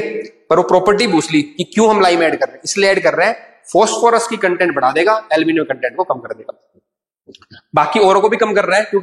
लेकिन हमने दो तो याद तो हम 2 ही चीज कर सकते, सारा नहीं कर सकते ना, क्योंकि मैंने आपको बताया था ऊपर, ठीक है ना, फॉस्फोरस और मोलिब्डेनम कम हो जाता है एल्यूमिनियम और मैग्नीज बढ़ जाता है, तो उनको कम कर देगा, इसको ज्यादा कर देगा। That is the amelioration of the soil. Liming also improve atmospheric nitrogen fixation. देखो नाइट्रोजन फिक्सेशन नहीं हो पा रही थी उसमें, तो इसमें क्या होगी, नाइट्रोजन फिक्सेशन भी इंप्रूव हो रही है। ये सब इसके एडवांटेज है। And nitrogen mineralization acid soils by increasing microbial activity. दूसरा क्या कर रहा है, लाइम जब आता है तो माइक्रोबियल एक्टिविटी को भी प्रमोट कर रहा है, जो कि एसिडिक सॉइल में कम होगी थी। Liming material, commercial limestones and dolomite limestones are the most extensively utilized additives. ठीक है, अदर लाइमिंग सोर्स इंक्लूड, अब ये देखना है कौन कौन से हम, एक तो लाइमस्टोन यूज कर लेंगे लाइमिंग के लिए, वो तो सबको पता है। आगे वाले देखो क्या कर सकते हैं हम, मार्ल, ऑयस्टर, ऑयस्टर कॉमन याद कर लो, ऑयस्टर यूज कर सकते हैं। ऑयस्टर की जो सेल्स आती है, देखो आ रहे हैं ना क्वेश्चन, नहीं आ रहे बताओ मेरे को, यार ऐसे खुद बताओ, पैसे पूछता है कि अब अगली बार पूछ लेगा which of them can be used as limestone, कहां से आ गया, ऑयस्टर सेल्स वहां पे लिखा होगा, और एक 1 पेयर 2 पेयर फिर बच जाओ। ठीक है, तो सारे देख लो कि कितने हैं भाई। हाँ, लाइमस्टोन भी है, ऑयस्टर सेल्स भी है, and variety of industrial waste, क्योंकि स्लज के ऊपर क्वेश्चन आ चुका है ना, कि स्लज के अंदर कौन कौन से कंपोनेंट होते हैं, इसका पूछ लेगा लाइम के अंदर कौन कौन से कंपोनेंट होते हैं। दूसरा क्या है, industrial waste such as steel mill slag, slag के ऊपर क्वेश्चन आया था ना, ब्लास्ट फर्नेस स्लैग, तो स्लैग भी यूज होता है, स्लज भी यूज होता है, lime sludge from the paper mills. देखो एक इसी सबको मेरे को देखते मेरे को क्वेश्चन याद आते सारे। एक बार ये पूछा होता अंडरग्राउंड में जो हम डिपॉजिट करते हैं, है ना, उसके लिए क्या क्या यूज कर सकते हैं हम, जो वेस्ट के डिपोजिशन के लिए, तो ऐसे ही ये पूछ लेगा कि भाई लाइम के जो लाइमिंग करनी है, सॉइल एसिडिफिकेशन प्रॉब्लम, उसके लिए क्या क्या सोर्स हो सकते हैं। तो एक तो आपको ऑयस्टर सेल याद हो गया, एक स्लज हो गया याद, एक स्लैग हो गया, एक लाइमस्टोन हो गया, 4 हो गया तो मोटा मोटा हो ही जाएगा। ठीक है, और ये कहां से आ रहा है, पेपर मिल से आ रहा है, कोई ब्लास्ट फर्नेस से आ रहा है। प्रेस मड, अगला वर्ड है press mud from the sugar mill. ठीक है ना, आपने कभी देखो गन्ने का जूस निकल रहा है, पीछे थोड़ी मिट्टी मिट्टी जो मोलासिस का बिल्कुल बच जाता है, रद्दा सा बिल्कुल, उसको बोलते हैं हम प्रेस मड। तो प्रेस मड एक टर्म पता चल गया आपको। अब अगली बार ये आ जाएगा कि which of them can be used to reduce the acidic nature of the soil, तो उसमें प्रेस मड होगा। प्रेस मड नहीं सुना हुआ यार किसी ने, आज से पहले सुना नहीं होगा आपने, पक्की बात है। प्रेस मड सुना है, सही बताओ, और किसी सुना है भाई? एक ने, मैं भी नहीं कहा सारे, एक आधा, पर 90% तो नहीं सुना होगा यार, बात वो वर्ड निकाल ले अपने को। और वहां पे प्रेस मड आएगा तो अलग से। ठीक है, चलो, sugar mill, cement waste, precipitated calcium carbonate and others that are just effective as a ground limestone and less expensive. तो ये सारे हो गए हमारे लाइमिंग मटेरियल। अगला है आपका क्रॉप चॉइस। तो पहला मैंने क्या बताया था, अगर सॉइल की एसिडिफिकेशन कम करनी है तो सॉइल एम्यूलरेशन, उसका स्ट्रक्चर चेंज, उस मिला दो उसके अंदर यार ऐसे ऑर्गेनिक और इनऑर्गेनिक कंपाउंड, जिसमें हमने लाइम पढ़ा, डिफरेंट देखा कहां से उसके सोर्स होते हैं। ठीक है, एक वर्ड याद रखना था हमें, प्रेस मड। ठीक है, जो अलग से था, बाकी तुम स्लैग कर लोगे, स्लज कर लोगे, ऑयस्टर सेल्स कर लोगे। और 2 टर्म ऊपर याद करवाई थी मैंने कि फॉस्फोरस और मोलिडियम को बढ़ा देगा, एल्यूमिनियम और मैग्नीज को कम कर देगा। बस देखो पढ़ा आपने पहले भी होगा, ये सारा नहीं पढ़ा गया, सोयल कॉमन है सोयल, पर इस तरीके से नहीं पढ़ा होगा, मेरे पक्की बात है, क्योंकि इतना डीप हम पढ़ते नहीं ना चीजों को, बस हम सॉइल एसिडिफिकेशन पढ़ते कि हाइड्रोजन कंसंट्रेशन बढ़ गई है, और याद कर तो कभी किया ही नहीं होगा, किया था याद है कोई? ठीक है, नहीं करते, मेरे को पता है कि याद करने में आलस आता है बहुत ज्यादा, इसको सिंप्लीफाई करने मुझे पता है कितनी जान लगे मेरी। ये तो ऐसे नहीं आता, अब इतना सिंप्लीफाई करना, निकालना उसमें कौन सी चीज काम की है, अब तुम्हें तो सीधा मिल रहा है, इसको बस को याद कर लो, तब तुम्हें फायदा होगा उस चीज का। 3 दिन से तो ले नहीं पा रहा ना क्लास में, इसलिए नहीं ले पा रहा, सिंप्लीफाई करना, और छुट्टी कर लेता हूं, और कर लेता हूं।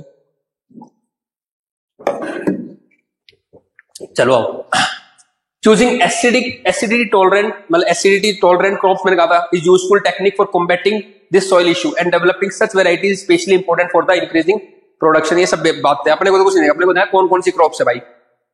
Acid sulphate soils are typically left to grow naturally or used for mangrove forestry.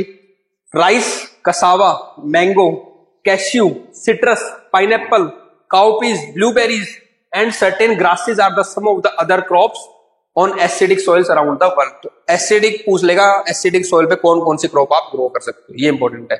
जो नीचे एक काइंड ऑफ ग्रास है, वो भी क्वेश्चन आया था। ठीक है, तो कौन कौन सी, राइस याद रख लेना, कसावा, मैंगो एक याद रखना, कैश्यू याद रखना। ठीक है, दूसरा है सिट्रस, ठीक है ना, सिट्रस उल्टा हो गया, उग जाएगा सिट्रस फ्रूट्स। ठीक है, पाइनएप्पल, वो भी थोड़ा वैसा होता है ना सिट्रस टाइप में, वो भी हो जाएगा।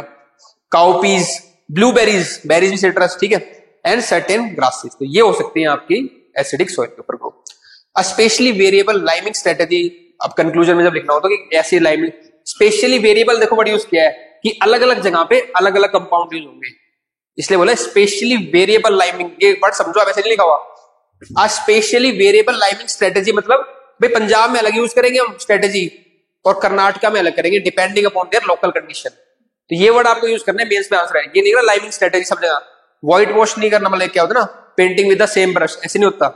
सबका अलग अलग प्रॉब्लम, उसको अलग अलग तरीके से सॉल्व करना है। Specially variable liming strategy the use of acid tolerant species. तो एक तो लाइमिंग वाला हो गया जो अलग अलग जहां पे अलग अलग कंपाउंड यूज करेंगे। भाई जहां पे ऑयस्टर मिल नहीं रहा वहां पे ऑयस्टर क्यों यूज करें हम, जहां पे शुगर केन हो रहा है वहां पे अपना बड़ी यूज कर लो अपनी जो भी थी। तो specially variable liming strategy press mud, ठीक है। दूसरा क्या करेंगे, एसिड टॉलरेंट स्पीशीज लगा लो and efficient use of fertiliser. Excess fertiliser use कर रहे हैं तब भी नुकसान हो रहा है, फर्टिलाइजर उन्हीं को समराइज कर दो कंक्लूजन में। ये भी एक तरीका होता है, जब आप आंसर राइटिंग करोगे समझाऊंगा, दो तरीके होते हैं क्वेश्चन को ऐड करने के, या तो समराइज कर दो उसको या वे फॉरवर्ड लिख दो, ठीक है, कि आगे क्या इंप्रूव कर सकते हैं। अप्रोप्रिएट क्रॉप रोटेशन, अलग अलग कोई ऐसी क्रॉप रोटेशन से होता है न्यूट्रिएंट मिक्स हो जाता है फिर ना, कभी क्रॉप रोटेशन कर लो, क्रॉप डाइवर्सिफिकेशन करो कि कभी कोई क्रॉप लगाई कभी कोई क्रॉप लगाई, are all parts of an integrated approach to the acid soil management. एक और चीज सुना देता हूं कि जब भी एग्रीकल्चर का और सॉइल का क्वेश्चन आए तो ये वर्ड जरूर यूज करना कि इंटीग्रेटेड अप्रोच यूज करनी है। इसमें हम बहुत सारी चीजों को एक साथ लेते हैं। इंटीग्रेट का मतलब यहाँ पे एक चीज तो नहीं कि मैंने, है ना, क्रॉप रोटेशन भी किया, क्रॉप डाइवर्सिफिकेशन भी किया और आपका ये लाइमिंग स्ट्रेटेजी भी किया, अलग अलग स्पीशीज, तो एक इंटीग्रेटेड अप्रोच यूज करनी है। ये कंक्लूजन लिखने का तरीका होता है।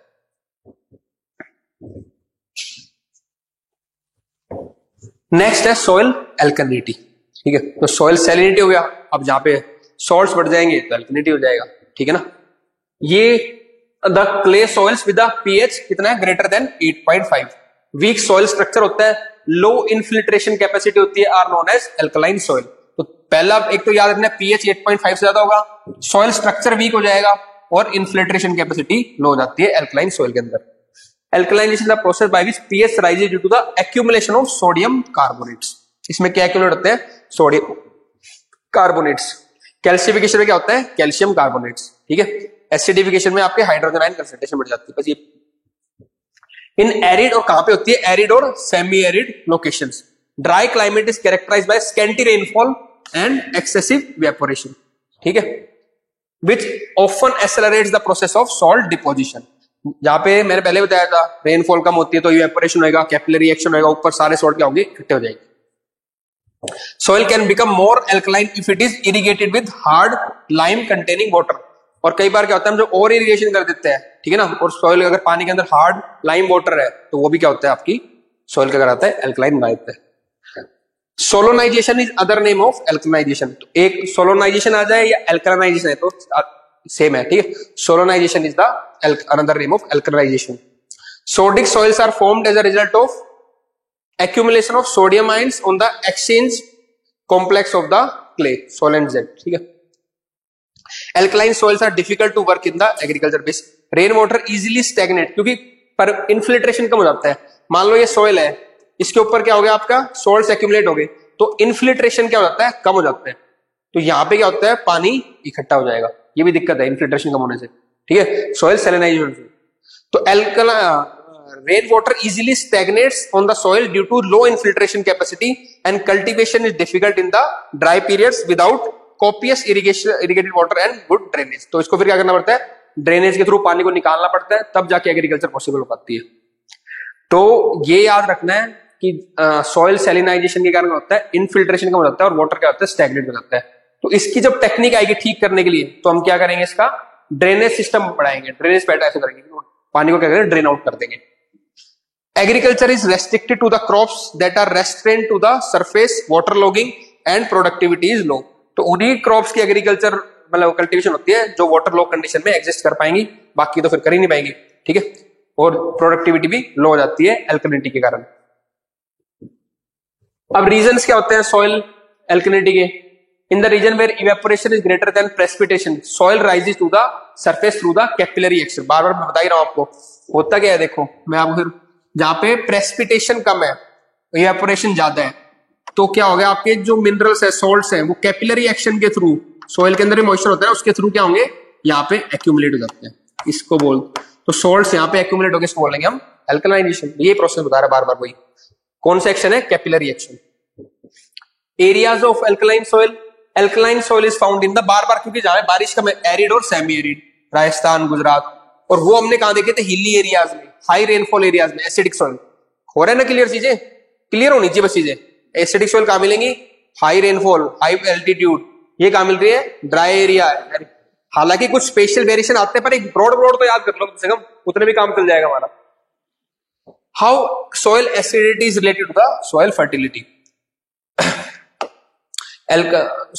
Alkaline soil makes it difficult for the plant's root to absorb, sorry alkalinity आएगा यहाँ पे ना, to absorb nutrient efficiently, it does not readily break down the nutrient. As a result, the plant growth is hampered by the nutritional deficiency. ये देखो क्या होता है, जब भी soil मान लो एसिड भी हो या alkaline हो, तो दिक्कत वहां पे क्या आती है? न्यूट्रिएंट्स ब्रेक डाउन नहीं हो पाता है, ठीक है ना। तो न्यूट्रिएंट्स एब्जॉर्प्शन में दिक्कत आती है। तो सबसे बस इंपॉर्टेंट बात याद रखनी है कि चाहे सोइल एसिड हो, एल्कलाइन हो, तो क्या दिक्कत आती है? जो न्यूट्रिएंट्स होते हैं वो नहीं पहुंच पाते प्लांट पे, उनके ब्रेकडाउन में, उनके एब्जॉर्प्शन में दिक्कत आती है। तो ये आएगा न्यूट्रिशनल डेफिशिएंसी आती है बिकॉज, ठीक है, of the breakdown of the nutrients नहीं हो पाता एफिशिएंटली। ये आपको याद रखना है, इसलिए दिक्कत करती है फर्टिलिटी में, क्योंकि रीजनिंग पूछ सकता है क्यों।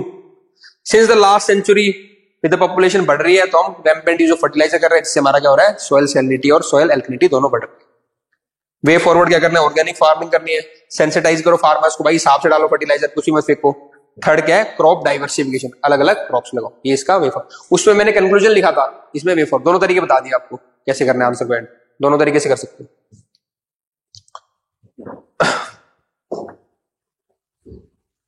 देखो कुछ तरीके होते हैं मतलब ना पेपर पास करने के।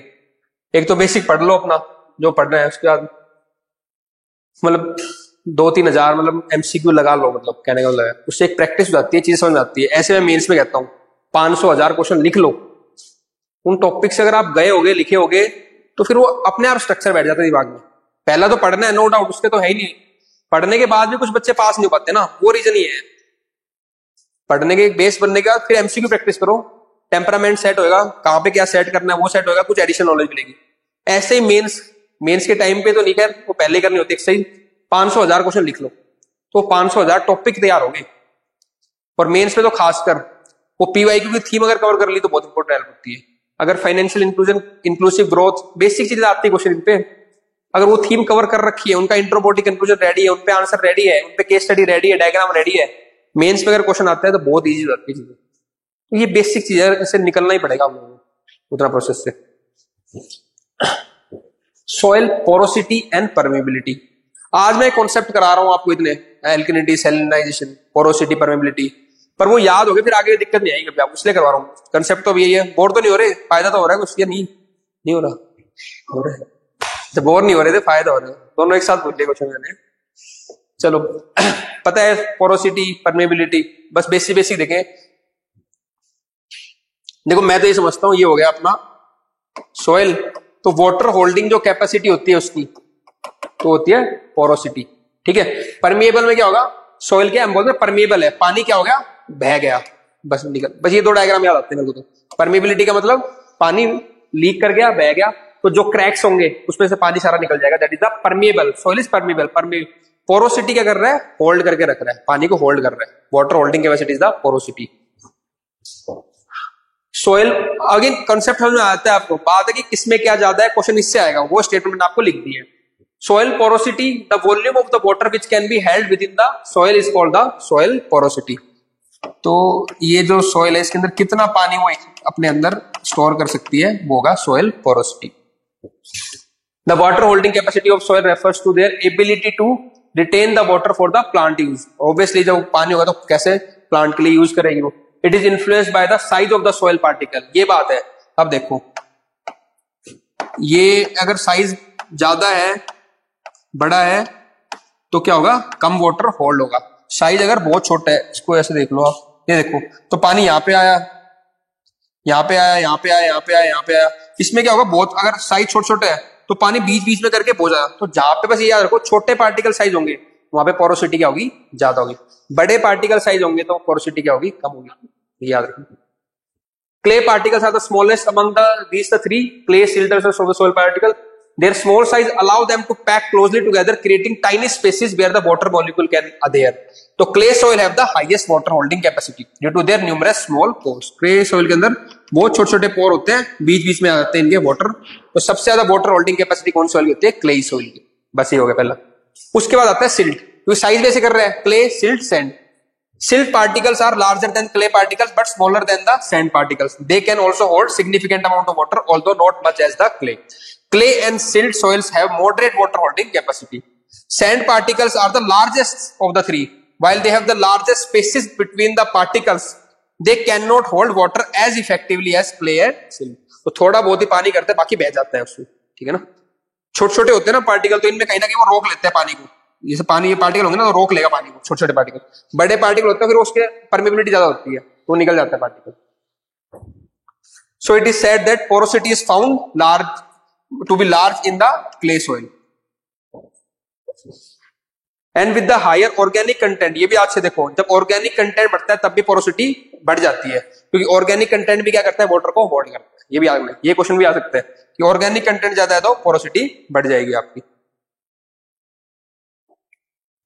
परमेबिलिटी, ठीक है, the ease with which liquid या gases can pass through the rocks or layer of the soil is called permeability. तो पोरोसिटी में होल्ड कर रहा था, परमेबल में क्या होगा? पास डाउन करेगा। ये फोटो भी होगी देखो यहाँ पे, कि पानी आया और जैसे मान लो ये लेयर है, यहाँ पे पानी आया और सारा पानी चला गया उस रॉक से या उस सॉइल से, तो क्या होगी? सॉइल परमेबल होगी, ठीक है। पानी आया और उसने क्या किया? थोड़ा बहुत जाने दिया और बहुत सारा रोक लिया, और एक आया उसने क्या किया? काफी सारा रोक लिया। तो जिसने बहुत सारा रोक लिया होगा उसकी क्या होगी? परमेबिलिटी तो क्या होगी? लो होगी। जिसे रोक लिया और पोरोसिटी हाई होगी, बस याद रखना है। जिसे जाने दिया सारा उसकी पोरोसिटी लो है, परमेबिलिटी हाई है। इस डायग्राम से क्लियर हो जाएगा आपको। Soil permeability is a broad term used to define ability of the soil for transmitting water or both holding the water. Most, ये तो अच्छे मतलब स्टेटमेंट बन सकती है क्वेश्चन की। Most porous rocks are permeable, ठीक है। तो जो मोस्टली पोरस रॉक्स होती है, बहुत सारी मोस्टली, तो वो परमेबल भी होती है, ठीक है। कहीं ना कहीं से उनका ऐसे, ठीक है, तो पोरस भी होंगी और परमेबल, पानी को अलाउ भी कर देंगे जाने के लिए। Most porous rocks are permeable with exception of clay, लेकिन क्ले नहीं है। क्ले पोरस है लेकिन परमेबल नहीं है, क्योंकि पानी को होल्ड करके रखती है, याद रखना। Clay is a porous but not permeable, थोड़ा बहुत तो निकलता है पर largely permeable नहीं है। In which pore spaces are so small that they are often sealed with the ground water held by the surface tension. Another exception क्या है? ग्रेनाइट। ग्रेनाइट कैसा है? बहुत हार्ड रॉक है, क्रिस्टलाइन है, तो वो तो क्या रहेगा? परमेबल रहेगा पर पोरस नहीं रहेगा। तो मोस्टली कह रहे ऐसी रॉक्स होती है जो पोरस भी होती है, परमेबल भी होती है, लेकिन क्ले ऐसी रॉक है जो क्या है? पोरस है पर परमेबल नहीं है, ठीक है। और ग्रेनाइट ऐसी रॉक है जो क्या है? परमेबल है पर पोरस नहीं है, क्योंकि उसके सारे कॉम्पैक्ट क्रिस्टलाइज है, वाटर होल्ड ही नहीं करता। जहां भी क्रैक आया वहां से पानी निकल जाएगा सीधा, बस ये है। तो क्या कह रहे हैं? Granite is a non porous but permeable, ये याद रखने एग्जाम इससे इन दोनों से बन सकता है question. It is a crystalline rock and hence non porous. Its individual crystal absorb little और नो वाटर, क्योंकि ये देखो पानी यहाँ पे तो एब्जॉर्ब ही करेगी, क्रिस्टलाइन नेचर है इनका, पानी बाहर रहेगा और बाहर की बार निकल जाएगा, ठीक है। No water but the rock में हैव न्यूमरस जॉइंट्स, तो डिफरेंट डिफरेंट जॉइंट्स होंगे इस रॉक के अंदर, ग्रेनाइट के अंदर, तो वहां से क्या होगा? पानी निकल जाता है, दैट इज द परमेबल जाता है।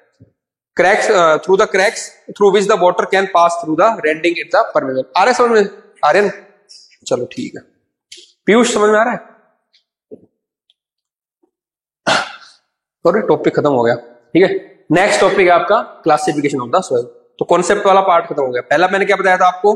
सॉइल क्या होती है, उसकी कैरेक्टरिस्टिक कुछ हमने देखी है ना, कैसे बनती है, कुछ क्या क्या उसके प्रोसेसेस है, podzolisation and all, laterisation, gleying and all.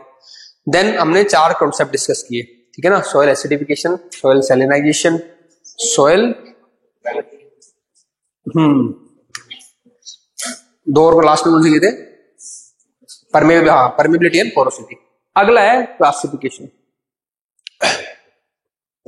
तो classification of the soil constitute a major element in the natural environment, ठीक है। Soil is the constitute a major element in the natural environment, linking climate, vegetation and they have a profound effect on the, ये तो basic बात है जो introduction में आप use कर सकते हो कि सॉइल के क्या फायदे हैं, क्लाइमेट को इम्पैक्ट करेगा, ठीक है, क्लाइमेट से इम्पैक्टेड होती है, ह्यूमन को इम्पैक्ट करती है, इन द सेंस कैसी वहां पे एग्रीकल्चर होगी, कैसी इकोनॉमिक एक्टिविटी होगी, वो सॉइल के ऊपर डिपेंड करता है।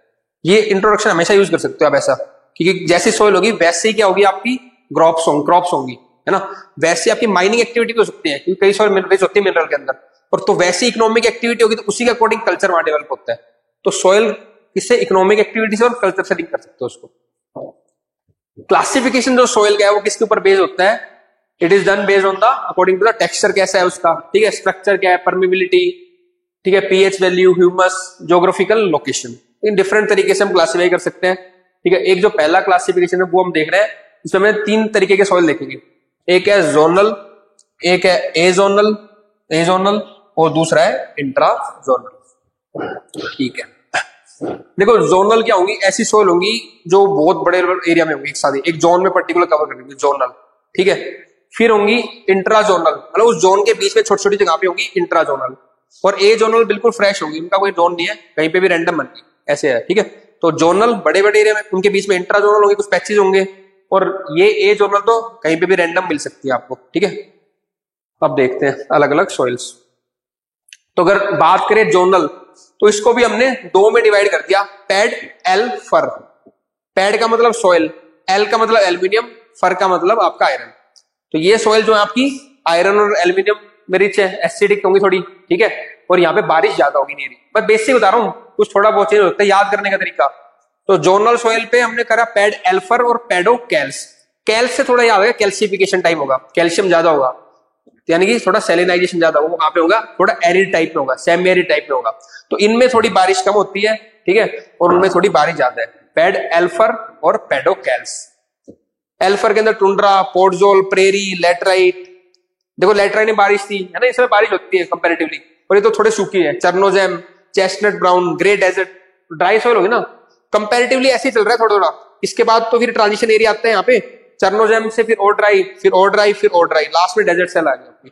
तो ये सीक्वेंस में कर लोगे तो वहां पे आ जाएगा चर्नोजेम सॉइल में, वहां पे मिलती है जहां पे रेनफॉल बहुत ज्यादा होता है, तो आप कह दोगे नहीं गलत है, चर्नोजेम में थोड़ा एक मीडियम रेनफॉल है, कम रेनफॉल है, यहाँ पे रेनफॉल ज्यादा है। तो ऐसे याद करा रहा हूं आपको मैं, ब्रॉड, ठीक है ना। तो tundra, podzol, prairie, laterite, grey brown और रेड येलो पोर्टजोल, ये सारी पोर्टजोल वाली होगी।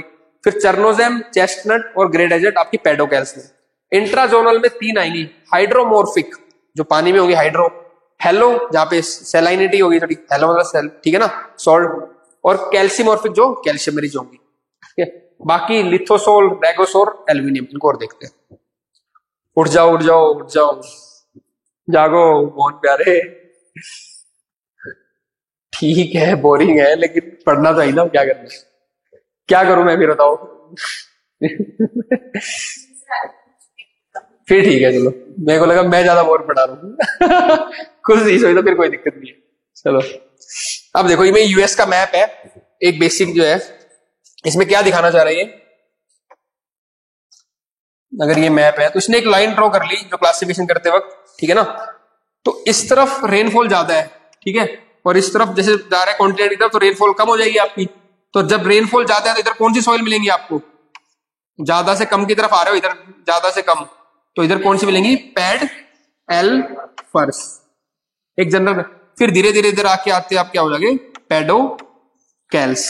बस यहाँ पे ट्रांजिशन की, यहाँ पे चर्नोजेम आएगी, फिर आपकी चेस्टनट और डेजर्ट वाली सोलर, और इधर हैवी डेजर्ट आपको पता है वेस्टर्न साइड में एरिजोना और ये सब डेजर्ट है। तो वो सब चीज थोड़ी क्लाइमेट अकॉर्डिंग करती है मैच, ठीक है ना।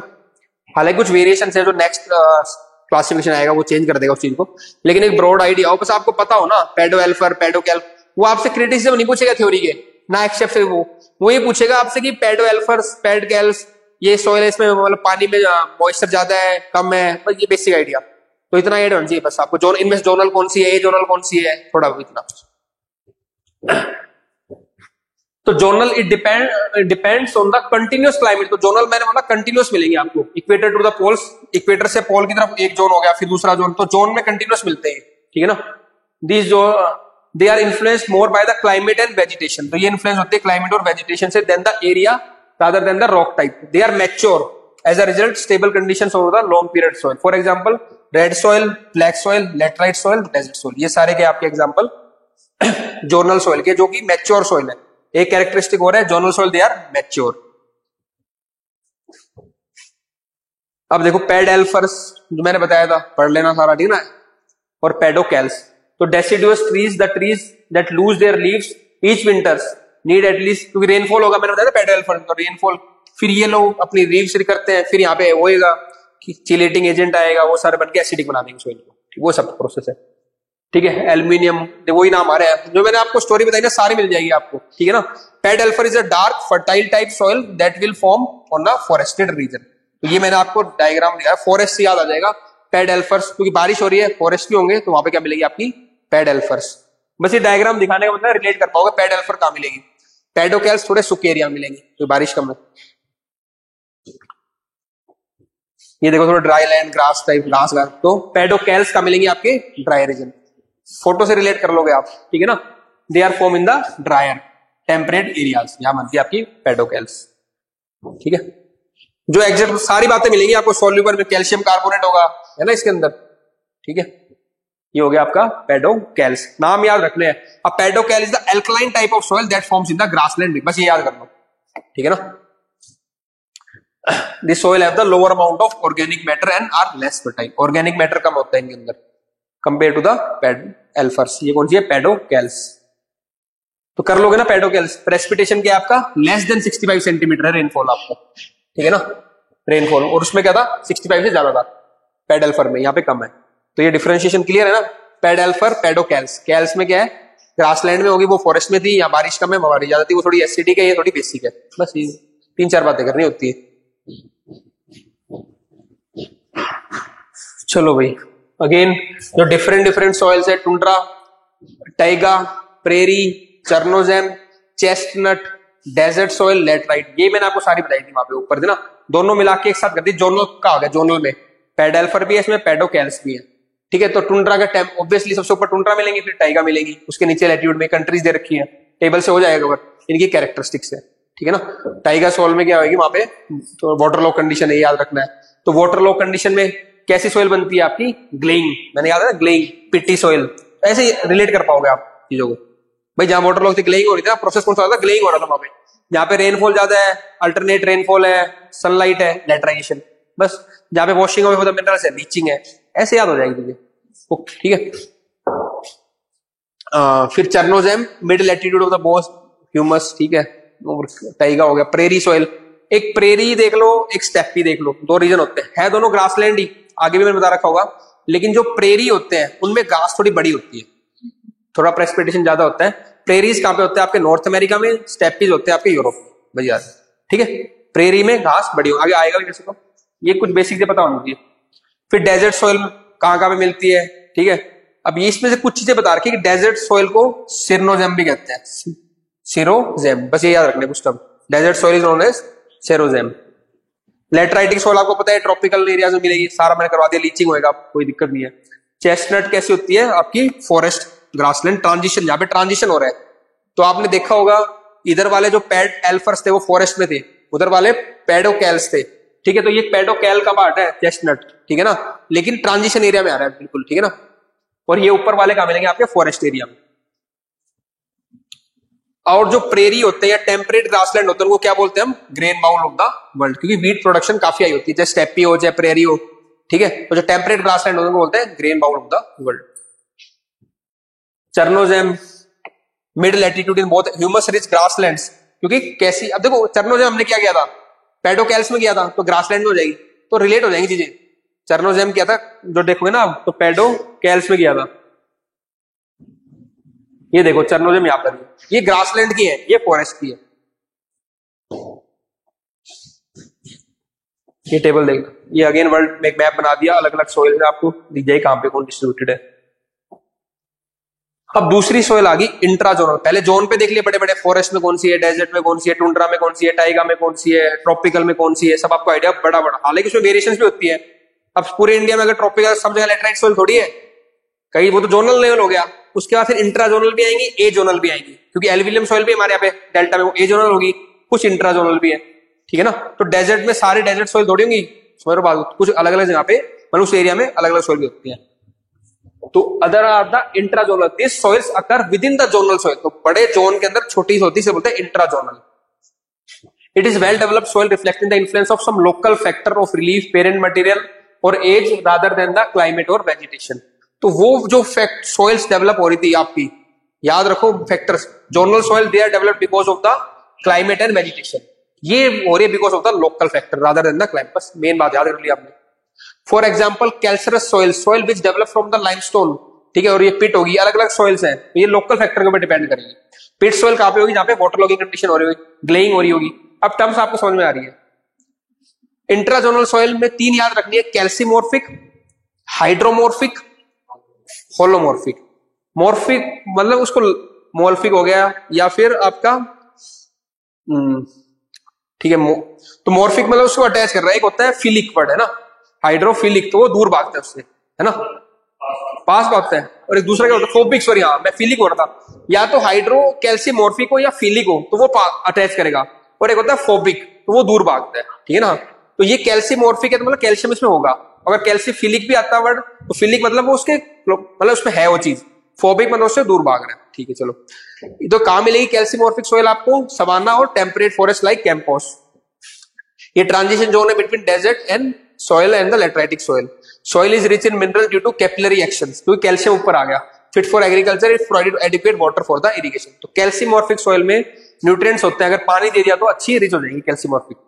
दूसरा है आपका हाइड्रोमोर्फिक, तो हाइड्रोमोर्फिक मतलब पानी जहां पे ज्यादा होगा, तो like swamps, wet types of ecosystem. This type of soil has permanent or temporary waterlogged condition. Water continuously carry down the mineral, therefore it is low in mineral level and hydrophytes and shrub. तो यहाँ पे क्या क्या होंगी आपकी, hydrophytes होंगी और shrubs होंगी, ज्यादा बड़े बड़े ट्रीज नहीं हो पाते, क्योंकि मिनरल सारा क्या हो गया, लीच डाउन। अब आपको पता है लीचिंग वर्ड, ठीक है ना। तो ये हो गया हाइड्रोमोर्फिक। कैल्सीमोर्फिक में कैल्शियम ज्यादा है, पानी पकड़ा दिया तो फर्टाइल हो जाएगी। हाइड्रोमोर्फिक में मिनरल्स लीच डाउन हो गए तो स्वैम्स बनते हैं, पीटी सॉइल होती है, ठीक है, और श्रब्स होंगी, हाइड्रोफाइट्स वेजिटेशन होंगी। और लास्ट है हेलोमोर्फिक, ये कैसे होती है, वेस्ट ऑफ वार्म डेजर्ट, तो डेजर्ट में मिलेगी halomorphic. It is very saline soil, क्योंकि यहाँ पे सॉल्ट्स आ गए, ठीक है ना, due to excessive water evaporation. तो ये कैसी सॉइल आपकी, saline because of the excessive water evaporation. It supports halophytes and few other आपके जैसे होंगे इसमें हेलोफाइट्स एंड फ्यू अदर जो प्लांट्स होंगे, जैसे एग्जांपल है इसका सॉल्ट मार्सिस। तो यहाँ पे सॉल्ट मार्सिस में कौन सी सॉइल होती है आपकी, हेलोमोर्फिक। पानी ज्यादा है तो हाइड्रोमोर्फिक, ठीक है, जहां पे कैल्शियम है तो वहां पे कैल्सीमोर्फिक। तीनों सॉइल कौन सी है, इंट्राजोनल। तो ए जोनल हो गया, इंट्राजोनल हो गया, थर्ड आ गया ए जोनल। ये अलग अलग दिखा रहा है कैल्सीमोर्फिक कहां मिलेगी आपकी, ठीक है, हाइड्रोमोर्फिक कहां है आपकी, और हेलोमोर्फिक डॉट डॉट है जो हेलोमोर्फिक। लास्ट है आपका जो इसमें था azonal soil. The soils are not distributed majorly as function of climate और vegetation, hence they do not exist in zone, ठीक है। तो ना ही क्लाइमेट ना वेजिटेशन में, तो जोन्स पे ही मिलती, पर्टिकुलर जगह पे मिल जाएगी जैसे, ठीक है। They are functions of local topography, अगर बारी रिवर आ रही है तो वहां पे एल्यूमिनियम सॉइल मिल जाएगी, ठीक है ना, तो लोकल टोपोग्राफी पे डिपेंड करेगा। तो यहाँ पे they are function of the local topography. These are immature soil, क्योंकि रिसेंट बनी होती है, ये याद रखना है। जोनल और ए जोनल, जोनल और इंट्राजोनल फिर भी थोड़ी, जोनल सबसे ज्यादा मैच्योर, उससे कम फिर इंट्रा, ये तो बिल्कुल ही मैच्योर सॉइल है। ये कैरेक्टरिस्टिक याद रखनी है। This may be due to the non availability of sufficient time for them to develop fully, और due to the location on a very steep slopes which provides the profile development. या तो ये बिल्कुल recent बनी होंगी, अभी जैसे sediments आए, रिवर लेके आई और सॉइल बना दिया, तो इतनी मैच्योरिटी नहीं आती। या फिर स्टीप स्लोप पे होगी तो सारी सॉइल आ रही है, बन रही है और नीचे चला गई, मतलब एक्यूमुलेशन हो ही नहीं पाया सॉइल का, तो इसीलिए क्या है, they are fresh soil, mature नहीं है। एग्जांपल है आपका एलुवियल और लॉयस सॉइल। लॉयस क्या होता है, डेजर्ट से मिट्टी उड़ती है और कहीं इकट्ठी हो जाती है जहां पे, दैट इज द लॉयस। तो वैसी सॉइल बिल्कुल फ्रेश आई, इकट्ठी होगी। भाई फ्रेश का मतलब नहीं आज ही, जियोलॉजिकल टाइम में फ्रेश का मतलब 100 साल भी हो सकता है, 10 साल भी हो सकता है, 20 साल भी, क्योंकि यहाँ तो हजारों लाखों सालों की बात होती है ना। तो फ्रेश का मतलब रिसेंट, लंबा साल चलता है वहां पे, ये नहीं कली हुई है। अब एल्यूमिनियम थोड़ी कली बनी होगी सॉइल में, तो यहाँ पे जियोलॉजिकल टाइम्स के हजारों सालों में जाते हैं। लिथो सॉइल, ठीक है, तो पहली है लिथो, दूसरी है रेगो सॉइल, और थर्ड है एलुवियल सॉइल, जो कि हमारी ए जोनल सॉइल के अंदर आएंगी। तो लिथो सॉइल कहां मिलेगी आपकी, consisting chiefly of the unweathered और पार्टली वेदर्ड रॉकी फ्रेगमेंट्स। तो लिथो का मतलब ही रॉक होता है, तो जहां पे रॉकी फ्रेगमेंट्स अभी ताजा ताजा आ रहे हैं, ठीक है ना। तो ऐसी सॉइल जहां पे रॉकी फ्रेगमेंट ज्यादा है वो कौन सी होगी आपकी लिथो सॉइल, जो कहां मिलेगी आपकी रोस्टली आपकी स्टीप स्लोप्स के ऊपर और माउंटेन्स पे।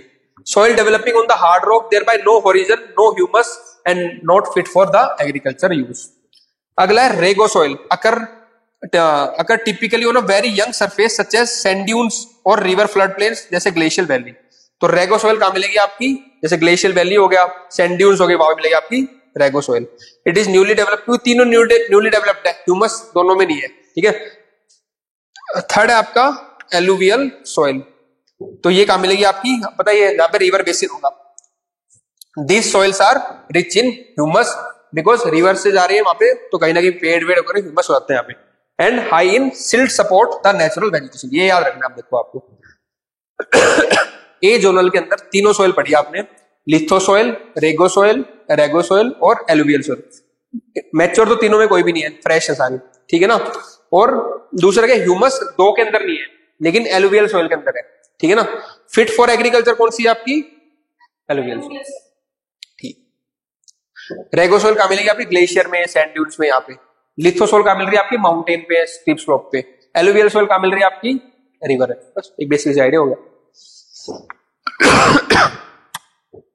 या देखो अलग अलग एरिया रेगो सॉइल के जो क्रॉस में है, सॉरी यहाँ पे स्लांटिंग लाइन है, लिथो सॉइल टिक वाले हैं और क्रॉस वाले एलुवियल। तो जहां पे चाइना में यहाँ पे अपने रिवर से वहां पे आपकी एलुवियल सॉइल मिल जाएगी। जो अगला क्लासिफिकेशन है that is the 7th approximation of the USDA. पहला था सीएससीएस क्लासिफिकेशन, ठीक है। मतलब आपने को पता नहीं किसने कर रहा है, उससे मतलब नहीं अपने किसने क्या किया, अपने को तो बस अलग अलग नाम पता होने चाहिए। तो उसके अंदर हमने क्या पढ़े थे, जोनल ए, इंट्रा जोनल ए जोनल, पैड अल्फर, पैड कैल, पैडोकैल्स, वो सब पढ़ लिया, याद आ गया। यहाँ पे हम देखेंगे अलग एंटीसोल, इससे क्वेश्चन आ चुका है क्योंकि ये लेटेस्ट वाला है यूएसडी का। एंटीसोल क्या होती है, इंसेप्टिसोल क्या होती है, अगेन मैंने आगे डिटेल में तो बताऊंगा। यहाँ पे मैंने कीवर्ड लिख दिए, तो कीवर्ड से आपको याद हो जाएगा ये सोइल की कैरेक्टरिस्टिक क्या है। तो ये यहाँ की साइड में से कीवर्ड्स लिखे हुए कैरेक्टरिस्टिक्स के इसके। The basic of the classification broadly based on one or more dominant physical, chemical और biological properties that is unique to the soil. US department of agriculture USDA ने ये क्लासिफिकेशन किया है। तो सबसे पहला कैसा है आपका एंटीसोल। तो soil which is recent one, तो वहां पे रिसेंट वन कौन सी थी हमारी आपकी ए जोनल सॉइल जो है ना, कुछ तो रिलेट हो पाएगा। तो यहाँ पे जो रिसेंट है वो है आपकी एंटीसोल सॉइल विच इज, ये याद रखना है अपने को, विच इज, तो एलुवियल सॉइल एक एंटीसोल हो जाएगी, ठीक है। उसमें भी दो होते हैं, खादर बागर, है ना, तो खादर वाली एंटीसोल होगी बिल्कुल ऐसे। इंसेप्टिसोल विच मीन्स बिगिनिंग, ठीक, इंसेप्टिव बिल्कुल ना। हिस्टोसोल विच मीन्स टिश्यू, तो हिस्टोसोल में थोड़े क्या आपका ह्यूमस मिल जाएगा। आगे कैरेक्टरिस्टिक देखेंगे, अब बस कीवर्ड देखो इसका मतलब क्या है हिस्टो का। ऑक्सी मतलब जहां पे ऑक्साइड्स हो गए। अल्टी मतलब लास्ट में बची, लास्ट, अल्टी मतलब अल्टीमेट हो गया, लास्ट, बस कीवर्ड याद रखो, अल्टी मतलब लास्ट। वर्टी मतलब जिसे वर्टिकल टर्निंग हो रही है, जैसे ब्लैक सॉइल है आपकी, ऊपर जा रही नीचे वर्टिकल होती है ना, तो वर्टिकल टर्न या इन्वर्ट होगी जो। Alfi soil that contain aluminium and iron, alfo soil. Sport soil, तो स्पोर्ट्स या फिर वुड एस। मोली सॉइल जो बहुत सॉफ्ट होगी, मोली होती है, आंखें सॉफ्ट ही होती है, मोली बहुत सॉफ्ट होगी मोली, ठीक है। एरिडो सॉइल आपको पता ही एरिड है, ठीक है। एंटी सॉइल बिल्कुल रिसेंट है। इंसेप्शन जो बिल्कुल स्टार्ट हुई, इंसेप्ट हुई। हिस्ट्री, ठीक है, मीन्स टिश्यू। ऑक्सीडेशन, अल्टी जो अल्टीमेट है, अल्टीमेट ही होता लास्ट, अब उसके ऊपर कुछ नहीं, अल्टीमेट। वर्टिकल जिसमें वर्टिकल टर्निंग हुई है, एल्फी आयरन और एल्यूमिनियम। स्पोर्ट्सोल वुड एश और स्पोर्ट्स। मोली सॉफ्ट होती है। एरिडोसोल मतलब कि ड्राई सॉइल, बस खत्म। अब देखो, अब पढ़ोगे तो सारा याद हो जाएगा।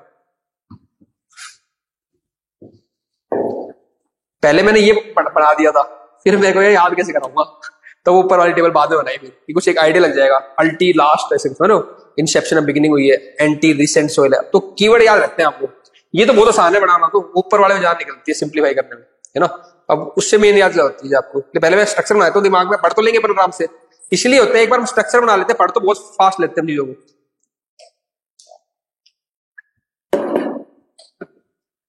चीफ कैरेक्टरिस्टिक्स देख लो, क्योंकि रिसेंट वन है तो इमेच्योर सॉइल होगी, एंटी सॉइल बता रहा हूं खुद से।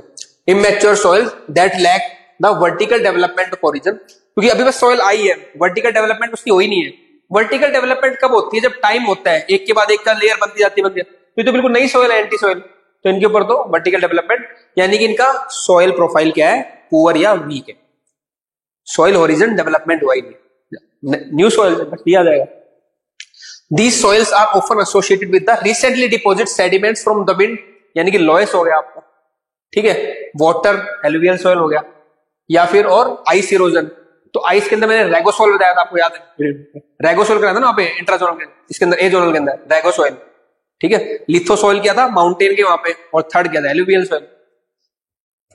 Given more time this soils will develop into the another soil, और टाइम के साथ साथ वो अलग अपना शेप कर लेंगी, ठीक है। It is generally found recent delta and desert wetland, तो जो रिसेंटली डेल्टा बने एलुवियल सॉइल होगी, ठीक है, या डेजर्ट वेटलैंड वहां मिलती है। उसके बाद है inceptisol, young soils that are more developed than the entisol. तो ये याद रखना है, वो सॉइल तो भी आई, अब इसने अपना बनना स्टार्ट कर दिया। इंसेप्टिसोल के बाद एंटीसोल क्या आ गया? इंसेप्टिसोल। तो मैं आपको जो बता रहा था ना, खादर और बांगड़ एलुवियल सॉइल के बाद, तो मतलब खादर आई बिल्कुल recent, that is the entisol, फिर वो थोड़ी सेटल होगी तो बन गई इंसेप्टिसोल बांगड़। इस तरीके से थोड़ा डिफरेंशिएट तुम कर सकते हो, तो सबसे रिसेंट एंटी, उसके बाद वाली इंसेप्ट, ये भी डिफरेंशिएट आ सकता है, ये थोड़ी उसके बाद वाली है। वर्टिकल सॉइल आपको पता है, जो वर्टिकल से चर्निंग हो रही होगी, क्योंकि आपको पता है ना ब्लैक सॉइल्स में ऐसे क्रैक्स हो जाते हैं, है ना, तो वर्टिकल, तो ऊपर से ब्रेक होती है सॉइल, फिर इसके अंदर जाती है, ये वाली जो होती है, फिर नई सॉइल बन जाती है यहाँ पे, फिर इसमें वापस क्रैक बनते हैं, तो वर्टिकल उसकी मिक्सिंग हो रही है ऐसी सॉइल के अंदर, तो ऐसी सॉइल को क्या बोलते हैं हम? Vertisols. They have heavy clay soils which show significant expansion and contraction due to presence or absence of moisture। Actually होता क्या है, देखो, जब बारिश आती है ना इन सॉइल्स के अंदर, तो मॉइस्चर इकट्ठा हो जाता है इसमें, फिर जब धूप आती है तो मॉइस्चर इवेपोरेट होता है, ठीक है, तो क्या होते हैं? क्रैक्स पड़ते हैं, ठीक है ना। भाई बारिश आई तो इन्होंने क्या किया? मॉइस्चर एब्जॉर्ब किया, थोड़ी एक्सपेंड हो जाती है, फिर बारिश चली जाती है, मान लो तो यहाँ पे सीजनल रेनफॉल है, तब ड्राई सन आया तो उसमें क्या हुआ? फिर आपकी मॉइस्चर इवेपोरेट होगा, फिर ये कॉन्ट्रैक्ट करेंगी, तो ऐसे एक्सपेंशन कॉन्ट्रैक्शन होता है, उससे क्या होती है? आपकी क्रैक्स पड़ जाती है ब्लैक सॉइल के अंदर, क्योंकि इनकी वाटर होल्डिंग कैपेसिटी, मतलब होल्ड करके रखती है, वाटर को पर्कुलेट नहीं करती, तो इसलिए क्या होता है? पहले जब पानी आएगा तो एक्सपेंड कर जाएंगी, फिर वो जब इवेपोरेट होता है तो फिर क्या होता है? क्रैक श्रिंक होती है, तो क्रैक होता है, उसके कारण वर्टिकल क्रैक्स पड़ जाते हैं ब्लैक सॉइल के अंदर, तो इसलिए इनको फिर वर्टिकल चर्निंग होती है, तो बोलते हैं वर्टिसोल्स। आ रहा है प्रोसेस में, इस पे क्वेश्चन आ चुका है ना, ब्लैक सॉइल की वर्टिकल, और दूसरा ये भी आ रखा है कि अल्टरनेट ड्राइंग, और उसके कारण क्या होता है, ठीक है ना, ये होता है उसमें कॉन्ट्रैक्शन और ये सब। They found in the Deccan plateau, Al Jazira in Africa, example है आपका black soil. Aridisol, obviously जहां पे आपका ड्राई एनवायरनमेंट होगा, लो ऑर्गेनिक मैटर होगा। रेगोसोल, लिथोसोल, याद है ना, लो ऑर्गेनिक, लो ह्यूमस किया था, एल्यूमिनियम में ज्यादा था। ये वर्ड आती आपका स्ट्राइक करता है ऊपर, क्योंकि वहां पे हमने कीवर्ड्स पढ़े हुए। भाई सॉइल तो पढ़ाई हमने आज से पहले, पर याद इतना नहीं होगा, गारंटी से कह रहा हूं भाई, याद तो नहीं होगा, होगा याद इतना? होगा एक को होगा, कह रहे बता दे, होगा क्या? सही बता, इतना नहीं होगा, मैं मान सकता हूँ यार, पढ़ लेते हैं, याद नहीं हो पाता ना इतना, कीवर्ड उठा ही नहीं पाते, पढ़ना एक बात है, याद करना मुश्किल है को, लेकिन अब कर लोगे, ठीक है। Ultisol associate with the humid temperate to the tropical climates, warm temperature and abundant variability of the moisture enhance the weathering process and increase the rate of leaching in the soil। तो ये जो आपकी अल्टीसोल है, तो अल्टी का याद रखो, जहां पे अल्टीमेट लास्ट, मतलब लास्ट अल्टीमेट रेनफॉल हो रही है, तो रेनफॉल वाले ह्यूमिड एरिया में मिलेगा, बस याद, ठीक है ना।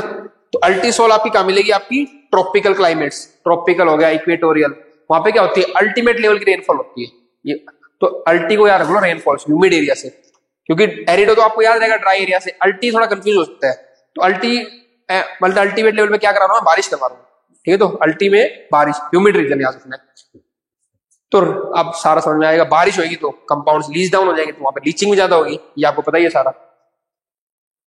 मोलिसोल, soils common to the temperate grassland, क्योंकि बहुत सॉफ्ट सॉइल होती है, सॉफ्ट सॉइल कहां मिलेगा? टेम्परेट ग्रास सॉफ्ट होती है, ठीक है ना। It is a black in colour as it is rich in the organic matter, क्योंकि ऑर्गेनिक सॉफ्ट, भाई ऑर्गेनिक मैटर सॉफ्ट ही होते हैं ना, तो रिच होगी ऑर्गेनिक मैटर के अंदर, ठीक है।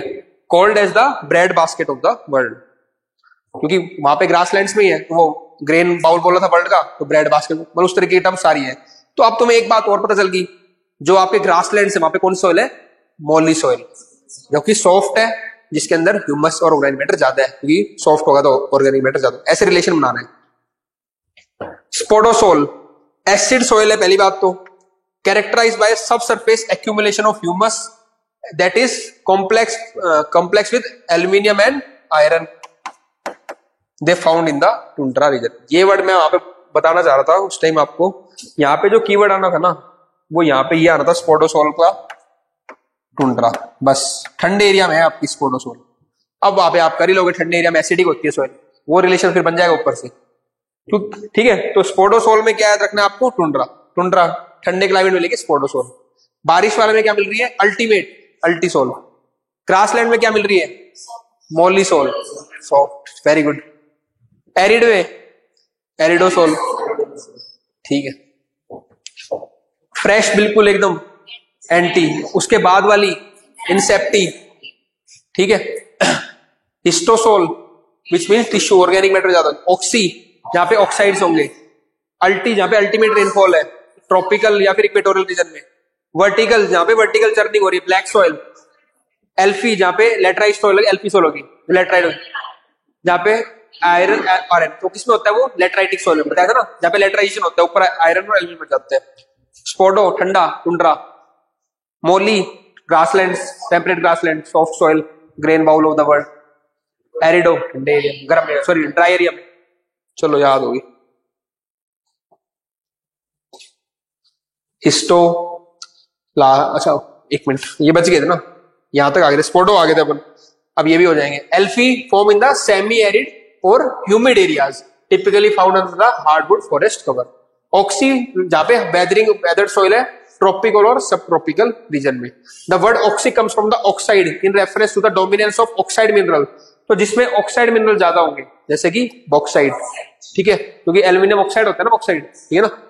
They are dominated by minerals such as quartz, kaolite and iron oxides. Area कौन कौन से, Amazon and Congo basin, which are form part of the equatorial belt. तो ये याद रख लो, इक्वेटोरियल बेल्ट में कौन सी आपकी ऑक्सीसोल है, ठीक है ना। हिस्टोसोल इज पुअरली ड्रेन्ड, अब ये याद रखो। अब आपको पता था वो एक हमने सॉइल ग्लेइंग प्रोसेस किया था, तो ग्लेइंग जहां पे हो रहा है वहां पे कौन सॉइल बन रही है, वाटरलॉग सॉइल, पिटी सॉइल, पिट बनता था वहां पे, उसको हम क्या बोल देंगे, हिस्टोसोल। अब याद होगा, तो ऐसे याद कर सकते हम कि जैसे पानी है वो लॉक्ड हो गया वहां पे, तो उसने हिस्ट्री को क्या किया, प्रिजर्व कर लिया वहां पे, जाने देना हिस्ट्री को। अगर पानी बहता होता तो वो हिस्ट्री बह जाती, तो हिस्ट्री को क्या किया उसने, वहां पे ब्लॉक कर लिया, हिस्ट्री को रोक लिया। तो हिस्ट्री को किसने रोका, पानी ने। तो अब हिस्टोसोल आती है दिमाग में, वाटर लॉग आएगी कंडीशन, और वाटर लॉग आती है आप ग्लेइंग करोगे, ग्लेइंग करते आप पिट बोलोगे, पिट सॉइल, सारे आपने कर दिए, ठीक है। तो histosol is poorly drained marshy soil या swamp soil. Histosols are commonly called bogs, दो पीट्स भी आ गया, तो बोगी सॉइल, पिट सॉइल, ये सारी हिस्टोसोल में आएगी। वहां पे मैच द फॉलोइंग आएगा वहां पे, ठीक है ना। एल्यूमिनियम के आगे आपको करना है एंटीसोल, ठीक है, और पिट सॉइल के आगे करना है आपको हिस्टोसोल। मतलब एक तरफ मान लो ऐसी सॉइल लिखी है, दूसरी तरफ उसकी कैटेगरी लिखी है, तो मैच द फॉलोइंग बता रहा हूं कैसे करोगे आप, ठीक है ना। The central concept of histosol is that are soils that are dominately organic. Obviously water log के अंदर, पिट के अंदर क्या होता है, ऑर्गेनिक कंटेंट ज्यादा होता है, ठीक है। तो उसने पानी ने क्या किया, उस पूरी उसको हिस्ट्री को वहीं रोक लिया, है ना। तो उसकी हिस्ट्री में पता निकल गई, पुराना कब डिके हुआ था, कब क्या हुआ था। तो भाई हिस्टोसोल से याद आना चाहिए water log conditions. They are mostly the soils that are commonly bogs, moors, peats and mucks. Note, अच्छा ये तो अलग बना दी, कंप्लीट हो गई क्लासिफिकेशन। एक मैंने बेसिक टर्म और बता दी। इंडिया में हम दो टाइप की सॉइल देखते थे, एक थी आपकी उर्वरा और दूसरी उसरा। तो उर्वरा थी आपकी उर्वरा, उर्वरी, उर्वशी, ठीक है, फर्टाइल, उर्वरा। उसरा है आपकी उसरा डाउन, एस आ गया, एस से देख लो, स्टराइल, कम फर्टाइल मतलब फर्टाइल नहीं, उसरा एस आ गया ना, स्टराइल। उर्वशी आपको याद रही, उर्वरा आपका फर्टाइल, ठीक है। चलो भाई, उर्वरा एंड उसरा ये अभी याद आ रहा है, वहां पे कंफ्यूज होता है ना, इसलिए अब वहां पे एस आएगा समझ जाओगे स्टराइल, उर्वरा से उर्वशी तुम्हें याद आएगा फर्टाइल दोनों, ठीक है ना। चलो ये वही उनके डिस्ट्रीब्यूशन देख लेना, कोई नहीं पूछ रहा, मैं बता दिए, तो जो पूछना तो बता दिए मैंने आपको। ये तो होता है कि चलो एक तो मैप देख के संतुष्ट हो जाएगी, हमें नोट्स में मैप दिया सर ने, ठीक है। अगला टॉपिक है सॉइल इरोजन, डिग्रेडेशन और आपका कंजर्वेशन। तो बेसिक है, अलग अलग टाइप के सॉइल इरोजन है, ये सब पता है आपको, मेरे को वो नहीं बढ़ाना सॉइल इरोजन क्या है, वो तो पता है। ऊपर की टॉप लेयर वॉश होगी, सॉइल इरोजन हो गया, विंड से होएगा, वाटर से होएगा, वो तो पता ही है। उसके अंदर की टाइप देखनी है, रेल इरोजन होगा, शीट इरोजन होगा, गली इरोजन होगा, वो चीज देखनी है अपने को। ठीक है, चलो।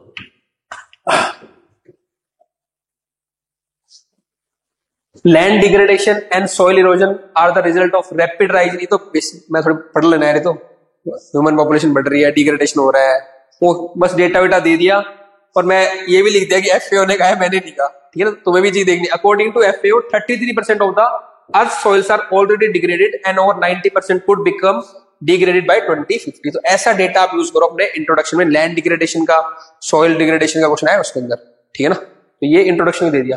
What is soil erosion? Soil erosion gradual, या आप डेफिनेशन से भी स्टार्ट कर सकते हो कि सॉइल इरोजन ये होता है, ठीक है ना। Removal of the movement and transport of the upper layer of the top soil by the different agents. वो एजेंट्स क्या हो सकता है? वाटर हो सकता है, विंड हो सकता है, ग्लेशियर हो सकता है, या फिर मास मूवमेंट भी हो सकती है, लैंडस्लाइड होगी, वो भी सॉइल को इरोड कर जाती है पूरी, ठीक है। Causing the deterioration in the long term. In other words, soil erosion the removal of the most fertile top layer of the soil through wind, water and tillage. Types of soil erosion. Soil erosion can be classified by physical agent responsible. तो जैसे कौन कौन से हो सकते हैं? Water हो सकता है, विंड हो सकता है, ग्लेशियर हो सकता है। तो वाटर की अगर बात करें तो पहला है आपका रेन ड्रॉप इरोजन, ठीक है। तो रेन, बारिश के कारण होता है इरोजन। फिर शीट इरोजन, पूरी शीट की शीट चलेगी, ठीक है। फिर आएगा टिल इरोजन, ठीक है। टिल नहीं होगा, रिल होगा, RIL करना है इसको, रिल इरोजन। और वर्टिकल और दिखाऊंगा भी सारे, टिल नहीं है, रिल है, रिल इरोजन। फिर आपका स्ट्रीम बैंक इरोजन, जिस बैंक जो होता है, रिवर बैंक होता है, उसकी साइड में इरोजन होता है, बैंक इरोजन हो गया वो। फिर है आपका लैंडस्लाइड, मास मूवमेंट हो गया, पूरी इरोड हो गया। लास्ट है आपका कोस्टल इरोजन, कोस्टल एरिया पे जो इरोजन है, कोस्टल इरोजन। अगला विंड कैसे करता है? सॉल्टेशन, ठीक है। और क्या करेगा? सस्पेंशन। और थर्ड है सरफेस क्रीप। अलग अलग तरीके बताऊंगा, सॉल्टेशन, सस्पेंशन और सरफेस क्रीप। 3 तरीके के विंड के इरोजन है। अब देखो again, running water is considered as the one of the main agents of the soil erosion which carries away soil particles especially in the upper course of the river where the river is youthful stage। तो जो आपका mostly running water Erode कहाँ करता है? ऊपर वाले, तभी deep valley बनती है वर्टिकल। नीचे आता है तो डिपोजिशन हो जाता है ना। ऊपर मैंने बताया था आपको जियोमॉर्फोलॉजी में, जब लैंड फॉर्म किया था फ्लूवियल का, तो ऊपर एरिया जहाँ पे रिवर यूथफुल स्टेज में होती है, वहां पे इरोजन मैक्सिमम होता है, तभी वर्टिकल वैली बनेगी, स्पीड तेज होती है, स्लोप होता है। नीचे आते हैं तो फिर डिपोजिशन पे आती है बात, ठीक है। ये दिख रहा है पीछे वाला कोई लिखा हुआ? साइज कम लग रहा है मेरे को, फोन दिख रहा है? चलो, तो आज मैंने एक्सपेरिमेंट किया, मेहनत की, इतनी स्लाइड्स बनाई, पहले तो ऐसे पढ़ाता था, और आज साइज कम हो गया, ऐसे ही हुआ नहीं। Based on intensity and nature soil erosion, क्योंकि लास्ट टाइम एक स्टूडेंट का फीडबैक आया था कि सर स्लाइड से पढ़ाओ और बढ़िया रहेगा। मैं इस बार स्लाइड बना के लाया, फोन साइज कम हो गया, थोड़ा दिख तो रहा है ना विजुअल। चलो ठीक। Based on intensity and nature, soil erosion by water is termed differently and can be studied in the world, ठीक है। अब पहला क्या कर रहा था? Rain drop erosion.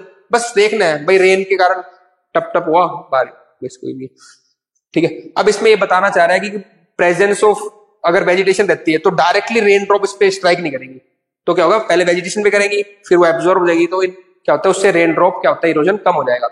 इसीलिए फिर आप जब आप करते हो इरोजन को रोकने के तरीके क्या है? Afforestation. In this presence of vegetation in the region may prevent the raindrop from falling directly on the soil and can prevent the erosion in the soil। तो ये इसका तरीका बता दिया कैसे हम रोक सकते हैं rain drop erosion. Rain drop समझ में आता है ना, बारिश आई और इरोजन कर दिया। During the rainfall, loose particle of the upper layer of the soil get washed away with the flowing water, thus initiate the water erosion। ये सब देखना है आपको कि शीट इरोजन क्या है, गली इरोजन क्या है। शीट इरोजन में क्या होगा? एक पूरी लेयर चली जाएगी, जैसे पूरी शीट चलेगी आपकी सॉइल की। तो sheet erosion is uniform removal of the, भाई जो आपका रेनफॉल इरोजन था उसमें तो एक पर्टिकुलर कभी यहां से गया, कभी यहां से गया, एक नॉन यूनिफॉर्म इरोजन था जहां जहां पे रेन ड्रॉप हो रही थी। शीट इरोजन में क्या हो रहा है? पूरी एक मान लो ऊपर की पूरी शीट ही इरोड होगी, दैट इज द, तो वहां पे क्या यूनिफॉर्म इरोजन है। तो यहाँ पे कीवर्ड है uniform removal of the soil in thin layer, पतली पतली लेयर जाएगी। रेन ड्रॉप में थोड़ा डीप भी हो सकता है, पर यहाँ पे बहुत थिन लेयर जाएगी, ठीक है। And it occurs when the soil particles are carried evenly over the soil surface by rain water that does not infiltrate into the ground. क्योंकि ग्राउंड में नहीं गया और पानी इकट्ठा हो गया पूरा ऊपर, तो ऊपर से एक पूरी लेयर साफ करके ले गया, that is the sheet erosion. जब बारिश होगी, मान लो फ्लड्स आ रही, तो उसके में शीट इरोजन, इनफिल्ट्रेट नहीं हुआ, पानी इरोड कर दिया। हाँ, अब इसके बाद देखो जो रेन ड्रॉप इरोजन हुआ, ठीक है, उसके बाद आएगा फिर रिल इरोजन। तो ये है आपका देखो रिल इरोजन, जो पतली पतली क्या बन गई? नाली टाइप बन गया रिल, ठीक है। उसके बाद और फर्दर हो जाएगा तो उसको बोलेंगे गली इरोजन। तो ये और आगे आएगा, और डीप हो जाएगा तो गली इरोजन। उसके बाद और बन जाता है रेवाइन्स, आगे देखोगे तो ये बहुत डीप हो जाएंगे। सोचो ऐसे वर्टिकल हो जाती है रेवाइन्स, तो बहुत लंबी लंबी बन जाती है, हाँ ये रहा देखो, ऐसे बन जाएंगी आपकी, ये गिल्स है और डीप हो जाएगा रेवाइंस। तो चंबल को क्या बोलते हैं हम, बैडलैंड टोपोग्राफी, वहां पे क्या रेवाइंस है। तो चंबल के सोचो यहाँ पे डाकू छुप जाते हैं करके तो अपना आ गया, तभी तो क्या चंबल में अपना तो डाकू यहाँ पे छुपते हैं रेवाइंस के अंदर वहां पे। अब समझ में आया मेरे को चंबल और डाकू की, ये टोपोग्राफी है। तो टोपोग्राफी क्या इन्फ्लुएंस कर रही है, कल्चर। ये देखो ना एग्जाम्पल डालो वहां पे, तो वहां पे रेवाइंस थी, इतनी रेवाइंस थी वो ढूंढ ढूंढ के पागल पुलिस वाले, और आए तो दबा दिया उसको वहीं भी, ठीक है ना। तो यहाँ पे छुपते थे अपने डाकू रेवाइंस के अंदर, चंबल रेवाइंस, बैडलैंड टोपोग्राफी। ठीक है कमांडेंट साहब, है कर देना रेवाइंस में खत्म, अब तो खत्म ही हो गया होगा सिस्टम, ठीक है चलो। Rill and gully erosion, rill erosion occurs when run, ठीक है ये हो गया sheet, when run off the water form small channels and it concentrate down the slope. तो स्लोप पे पानी इकट्ठा होकर डीप तो करता है, ठीक है, ऐसे रिल्स बन जाएंगी आपकी, that will lead to the rill erosion. When rill increase in the size they become gullies। तो ये पता होना चाहिए, रिल के बाद क्या बनेगी, और फर्दर होगी, देखो ये गलीज बन गई, और फर्दर हो जाएंगे तो रेवाइंस बन जाएंगे। Once started gullies will continue to move headward, और फर्दर बढ़ती रहती है आगे headward, erosion by slumping of the side walls, और फर्दर साइड वॉल क्या होगी आपकी, स्लम्प हो रही है और चौड़ी हो रही है, ठीक है, तो उसको क्या बन जाएगी, दे बिकम बैडलैंड टोपोग्राफी, या उसको बोलते हैं ravines, Chambal ravines. When a gully bed is eroded further due to headward erosion, the bed gradually deepens, deep भी होएगा, flat भी out भी होएगा, and ravine is formed। तो पहले रिल, फिर गली, फिर ravine, ये बनेगा। Further erosion of the ravine bed give right to canyons। जैसे हमने ग्रैंड कैनन, और फर्दर ब्रॉड हो जाएगी तो कैनन बन जाएगी। तो ये सीक्वेंस पूछ सकता है, पहले रेन ड्रॉप इरोजन हुआ, फिर मान लो पानी इकट्ठा हुआ, बारिश गई, तो पहले सबसे पहले ऐसी पतली पतली रिल्स बनाई, रिल्स के बाद क्या बनेगी आपकी गली, फिर वैसी गल बनेगी, फिर बनेगी आपकी रेवाइंस, फिर बनेगा कैनन्स। ये सीक्वेंस याद कर लेना है। स्ट्रीम बैंक इरोजन, रिवर आ रही है, बैंक का इरोजन कर दे, that is the stream bank erosion, ठीक है। लैंडस्लाइड में करवा चुका हूं, ग्रेविटी के कारण जब आपके सॉइल ग्रिप होते हैं, जियोमॉर्फोलॉजी में करा दिया, that is also kind of आपका इरोजन। कोस्टल एरिया में कोस्टल इरोजन, ठीक है, वेव्स के कारण उनको। और ग्लेशियल इरोजन क्या होता है, जब भी ग्लेशियर अपने साथ इरोड करता है, that is a simple term, इसमें कुछ अलग नहीं है। तो हमने वाटर का कंपोनेंट कर लिया, ग्लेशियर कर लिया, अब हम देखेंगे विंड का। तो विंड में भी दो तीन चीजें बताई थी ना, वो देखेंगे, सॉल्टेशन, सस्पेंशन और surface creep. Soil erosion by wind is more prominent in the areas where there is no or less natural vegetation, क्योंकि वेजिटेशन होगी तो होल्ड करके रखती है। तो अगेन जब इरोजन का क्वेश्चन आया तो एफोरेस्टेशन मत भूलना, क्योंकि वो आपको विंड इरोजन से बताएगा, सॉइल को, और वाटर इरोजन से, दोनों से बताते हैं। विंड इरोजन से कैसे बताएगा, बाइंड करके क्या सॉइल पार्टिकल्स को। वाटर इरोजन से कैसे बताएगा, रेनफॉल ड्रॉप्स को डायरेक्टली हिट नहीं करने देगा, तो लूजन नहीं होंगे पार्टिकल्स, ये फर्क है। और अगेन जब वेजिटेशन होती है ना, तो इनफिल्ट्रेशन भी बढ़ता है पानी का, तो रन ऑफ स्पीड भी कम होती है। दो तीन फैक्टर होते हैं, पानी एक तो बेयर लैंड है तो पानी फास्ट जाएगा, इरोड कर देगा। वेजिटेशन होगी तो धीरे धीरे पानी क्या करेगा, इनफिल्ट्रेट भी करेगा, उसकी स्पीड भी रोकेगा, और डायरेक्ट स्ट्राइक भी नहीं करने का। तो दो तीन फैक्टर हो गए, ठीक है ना। Such condition occur mainly in the arid and dry areas along the sandy shores of lakes, rivers, desert which are responsible for the aeolian landform. Aeolian landform ने क्या किए थे, जो कि एरिड लैंडफॉर्म से, यार्डेंग्स, जूजेंग, तो किससे बनते हैं, विंड इरोजन से बनते हैं। लॉयस, और क्या बढ़ते हैं, सैंड ड्यून्स, बार्चन्स, ये सब करे थे ना।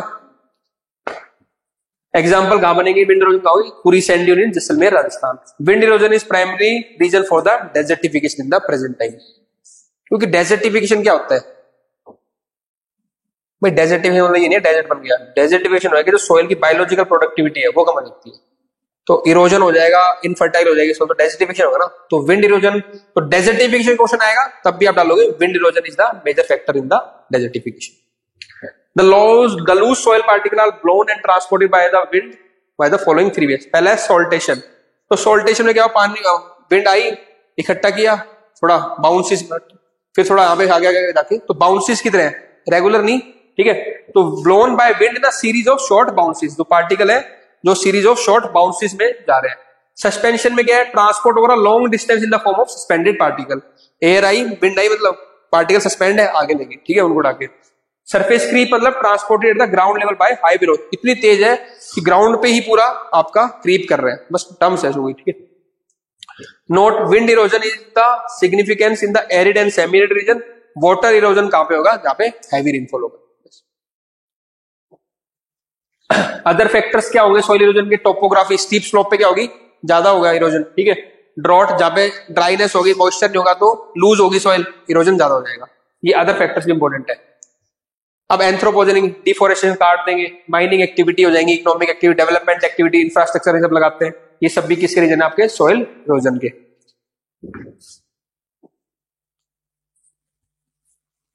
इसके अलावा आपका कॉन्सिक्वेंस क्या होंगे? जो न्यूट्रिएंट्स हैं they will get washed away, तो ठीक है सॉइल फर्टाइल नहीं रहेगी। शीट, रिल, गली एंड स्ट्रीम बैंक इरोजन, इनसे क्या होगा? Deposition of soil results in the damage of crops and pastures and sedimentation of water bodies. कई बार ऐसे भी होता है, इरोजन हुआ, ठीक है, तो सिल्ट मतलब बैंक इरोजन हुआ, ठीक है, तो बैंक इरोजन से क्या होगा? पूरा सिल्ट इकट्ठा होता है, तो सिल्ट इकट्ठा होने से क्या होगा? आपका पूरी जो वाटर बॉडी है उसमें सिल्ट इकट्ठा होगा, तो उसकी कैपेसिटी कम होगी, उससे फिर फ्लडिंग भी आती है, ठीक है, तो ये भी ध्यान रखना है, ठीक है ना।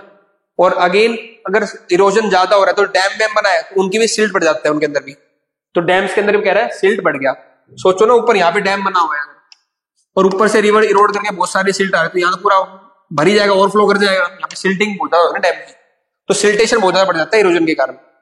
और दूसरा मैंने आपको क्या बताया, जब बैंक इरोजन हो रहा है तो सिल्टेशन से क्या होगी? वाटर की जो बैंक जो रिवर है उसकी होल्डिंग कैपेसिटी भी होगी, कम हो जाएगी, तो उससे फ्लड बढ़ा सकती है बात, तो ये फर्क होता है, सिल्टेशन बढ़ जाता है, ठीक है।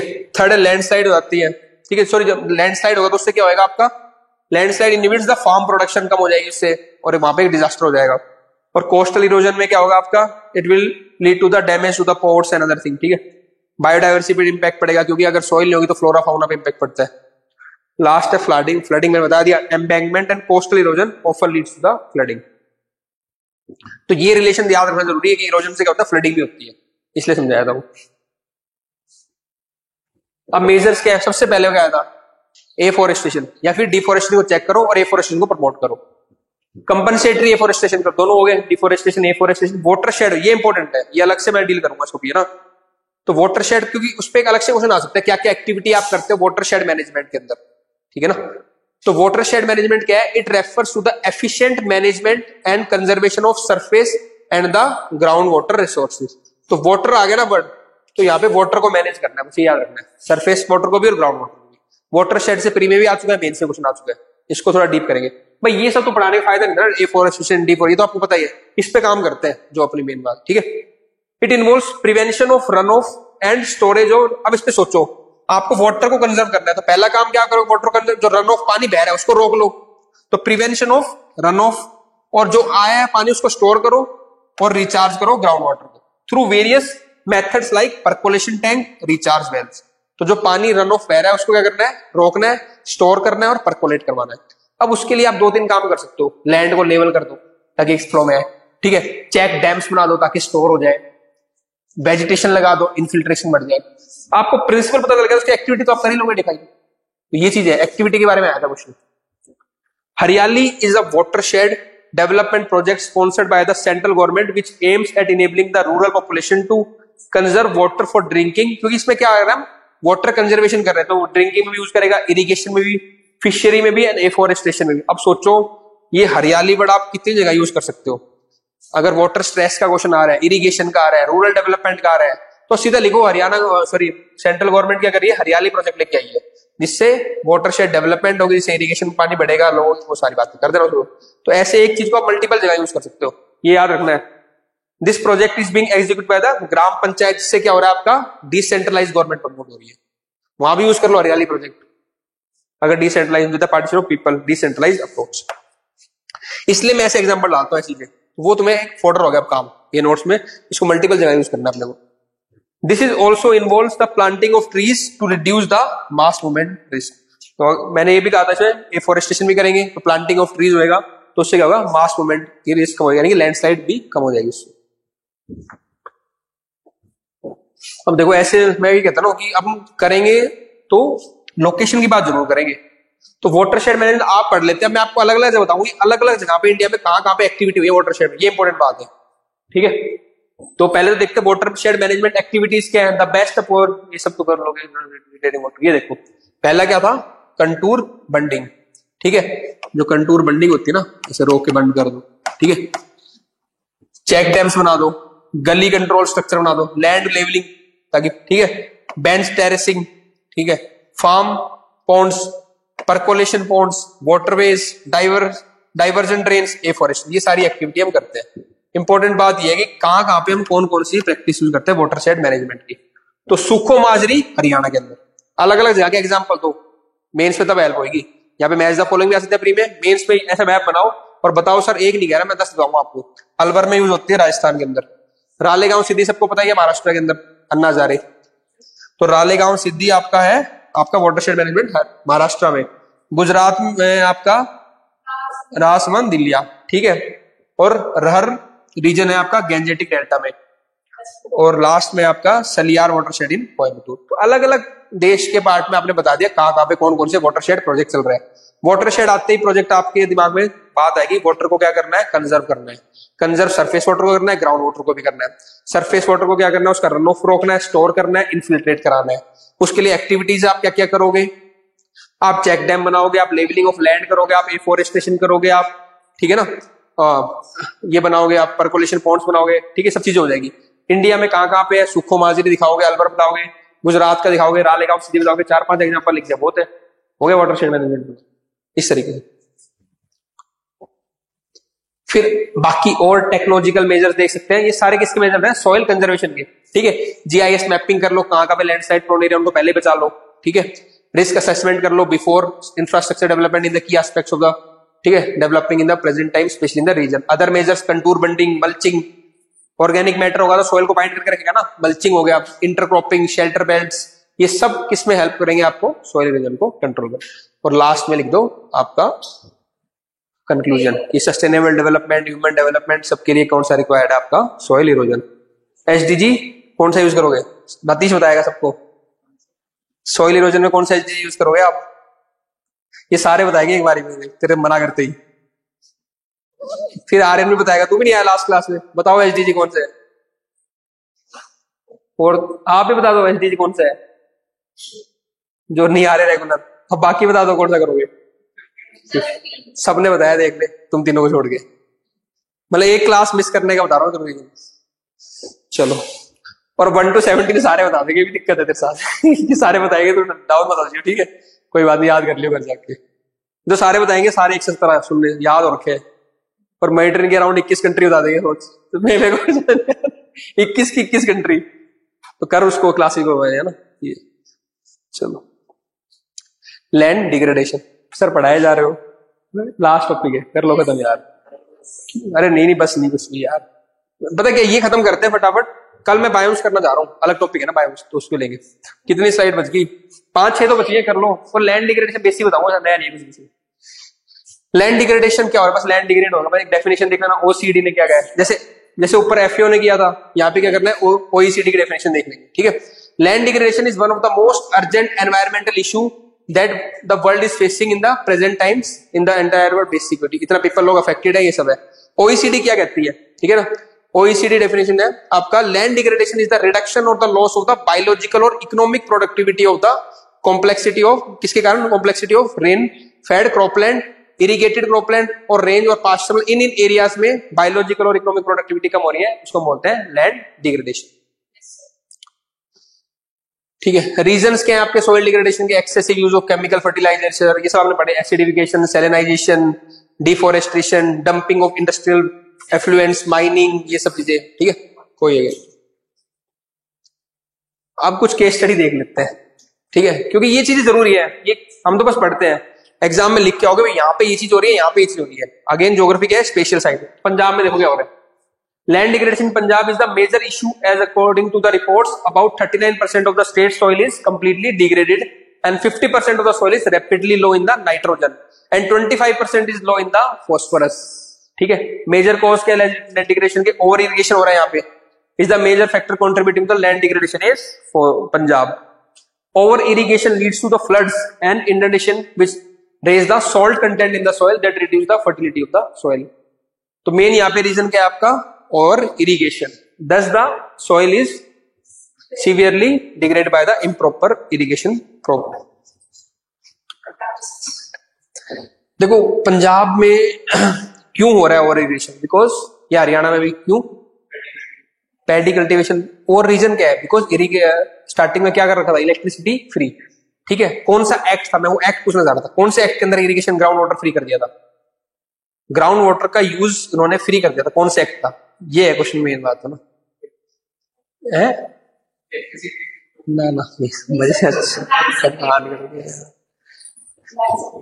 नीति आयोग के डॉक्यूमेंट में है, ठीक है ना ये, हाँ ईजमेंट एक्ट है, ठीक है, लैंड ईजमेंट एक्ट, ईजमेंट, उसमें क्या कह रखा है कि तुम्हारे जो ग्राउंड के नीचे पानी है वो सारा तुम्हारा है, ऐसे बोलेंगे, तो उसके तहत फार्मर निकालता है सारा मेरा ही पानी करो, तो ये निटी ग्रिटी बताना चाहिए डीप वाली, ठीक है, नीति आयोग का डॉक्यूमेंट है, मैंने करवा रखा है और बात कराऊंगा मेंस के टाइम, तो उससे एकदम से मेरे को याद आ गया, करवाया मैंने 2 साल पहले था वो, पर इसको देखते याद आया ग्राउंड की, एक एक्ट था ईजमेंट एक्ट, उसके अकॉर्डिंग वो कहता है कि ग्राउंड वाटर जो भी मेरे खेत के नीचे सारा पानी मेरा है उस हिसाब से, तो फ्री इलेक्ट्रिसिटी होगी, ईजमेंट एक्ट हो गया, उसने कर दिया पंजाब में उड़ता, ठीक है। चलो, measures to protect soil, modern irrigation technology use करो आप ड्रिप इरिगेशन टाइप में, ठीक है ना, प्रॉपर मैनेजमेंट ऑफ ग्रेजिंग, ठीक है, ताकि ओवर ग्रेजिंग ना हो, क्योंकि ओवर ग्रेजिंग से भी क्या होता है, मेन ग्रास सारे खा जाएंगे वो, तो उससे क्या होगा आपका लैंड डिग्रेडेशन, डेजर्ट। आज इतनी नींद आ रही ना, किसी को पहले नहीं आई, आज बॉस आप रहने दो, आप बाकीदार आपने आज तो भाई बहुत सो रहे हो, बड़ी शर्म आ रही है मेरे को पढ़ाते हुए आज, नहीं चलो करूंगा कल इम्प्रूव कुछ। Use of organic fertiliser is the major step in this region, ठीक है, ऑर्गेनिक फर्टिलाइजर यूज करो, इंटरक्रॉपिंग, एफॉरेस्टेशन, ये टॉपिक ऐसा क्या करें इसमें, माइनिंग एक्टिविटीज, इसमें कुछ है ही नहीं, इसमें भी इतनी चीजें निकाल दी, वही वही बोल रहे हैं। अरे खत्म हो गई तुम्हारी स्लाइड्स, वाह चलो वो सब खाली है, ठीक है, तो मेन ये था कि हमारा कैसे मेजर्स करेंगे, लास्ट में कंक्लूजन है सॉइल डिग्रेडेशन रियल कंसर्न है, अगेन सब कर दें, कोई दिक्कत नहीं, ठीक है, तो लैंड डिग्रेडेशन हो गया, soil complete, tomorrow we will do biomes and social forestry और फॉरेस्ट बचा हुआ है, ठीक है, कर लो लर्निंग, लिखो, करते हैं पेपर।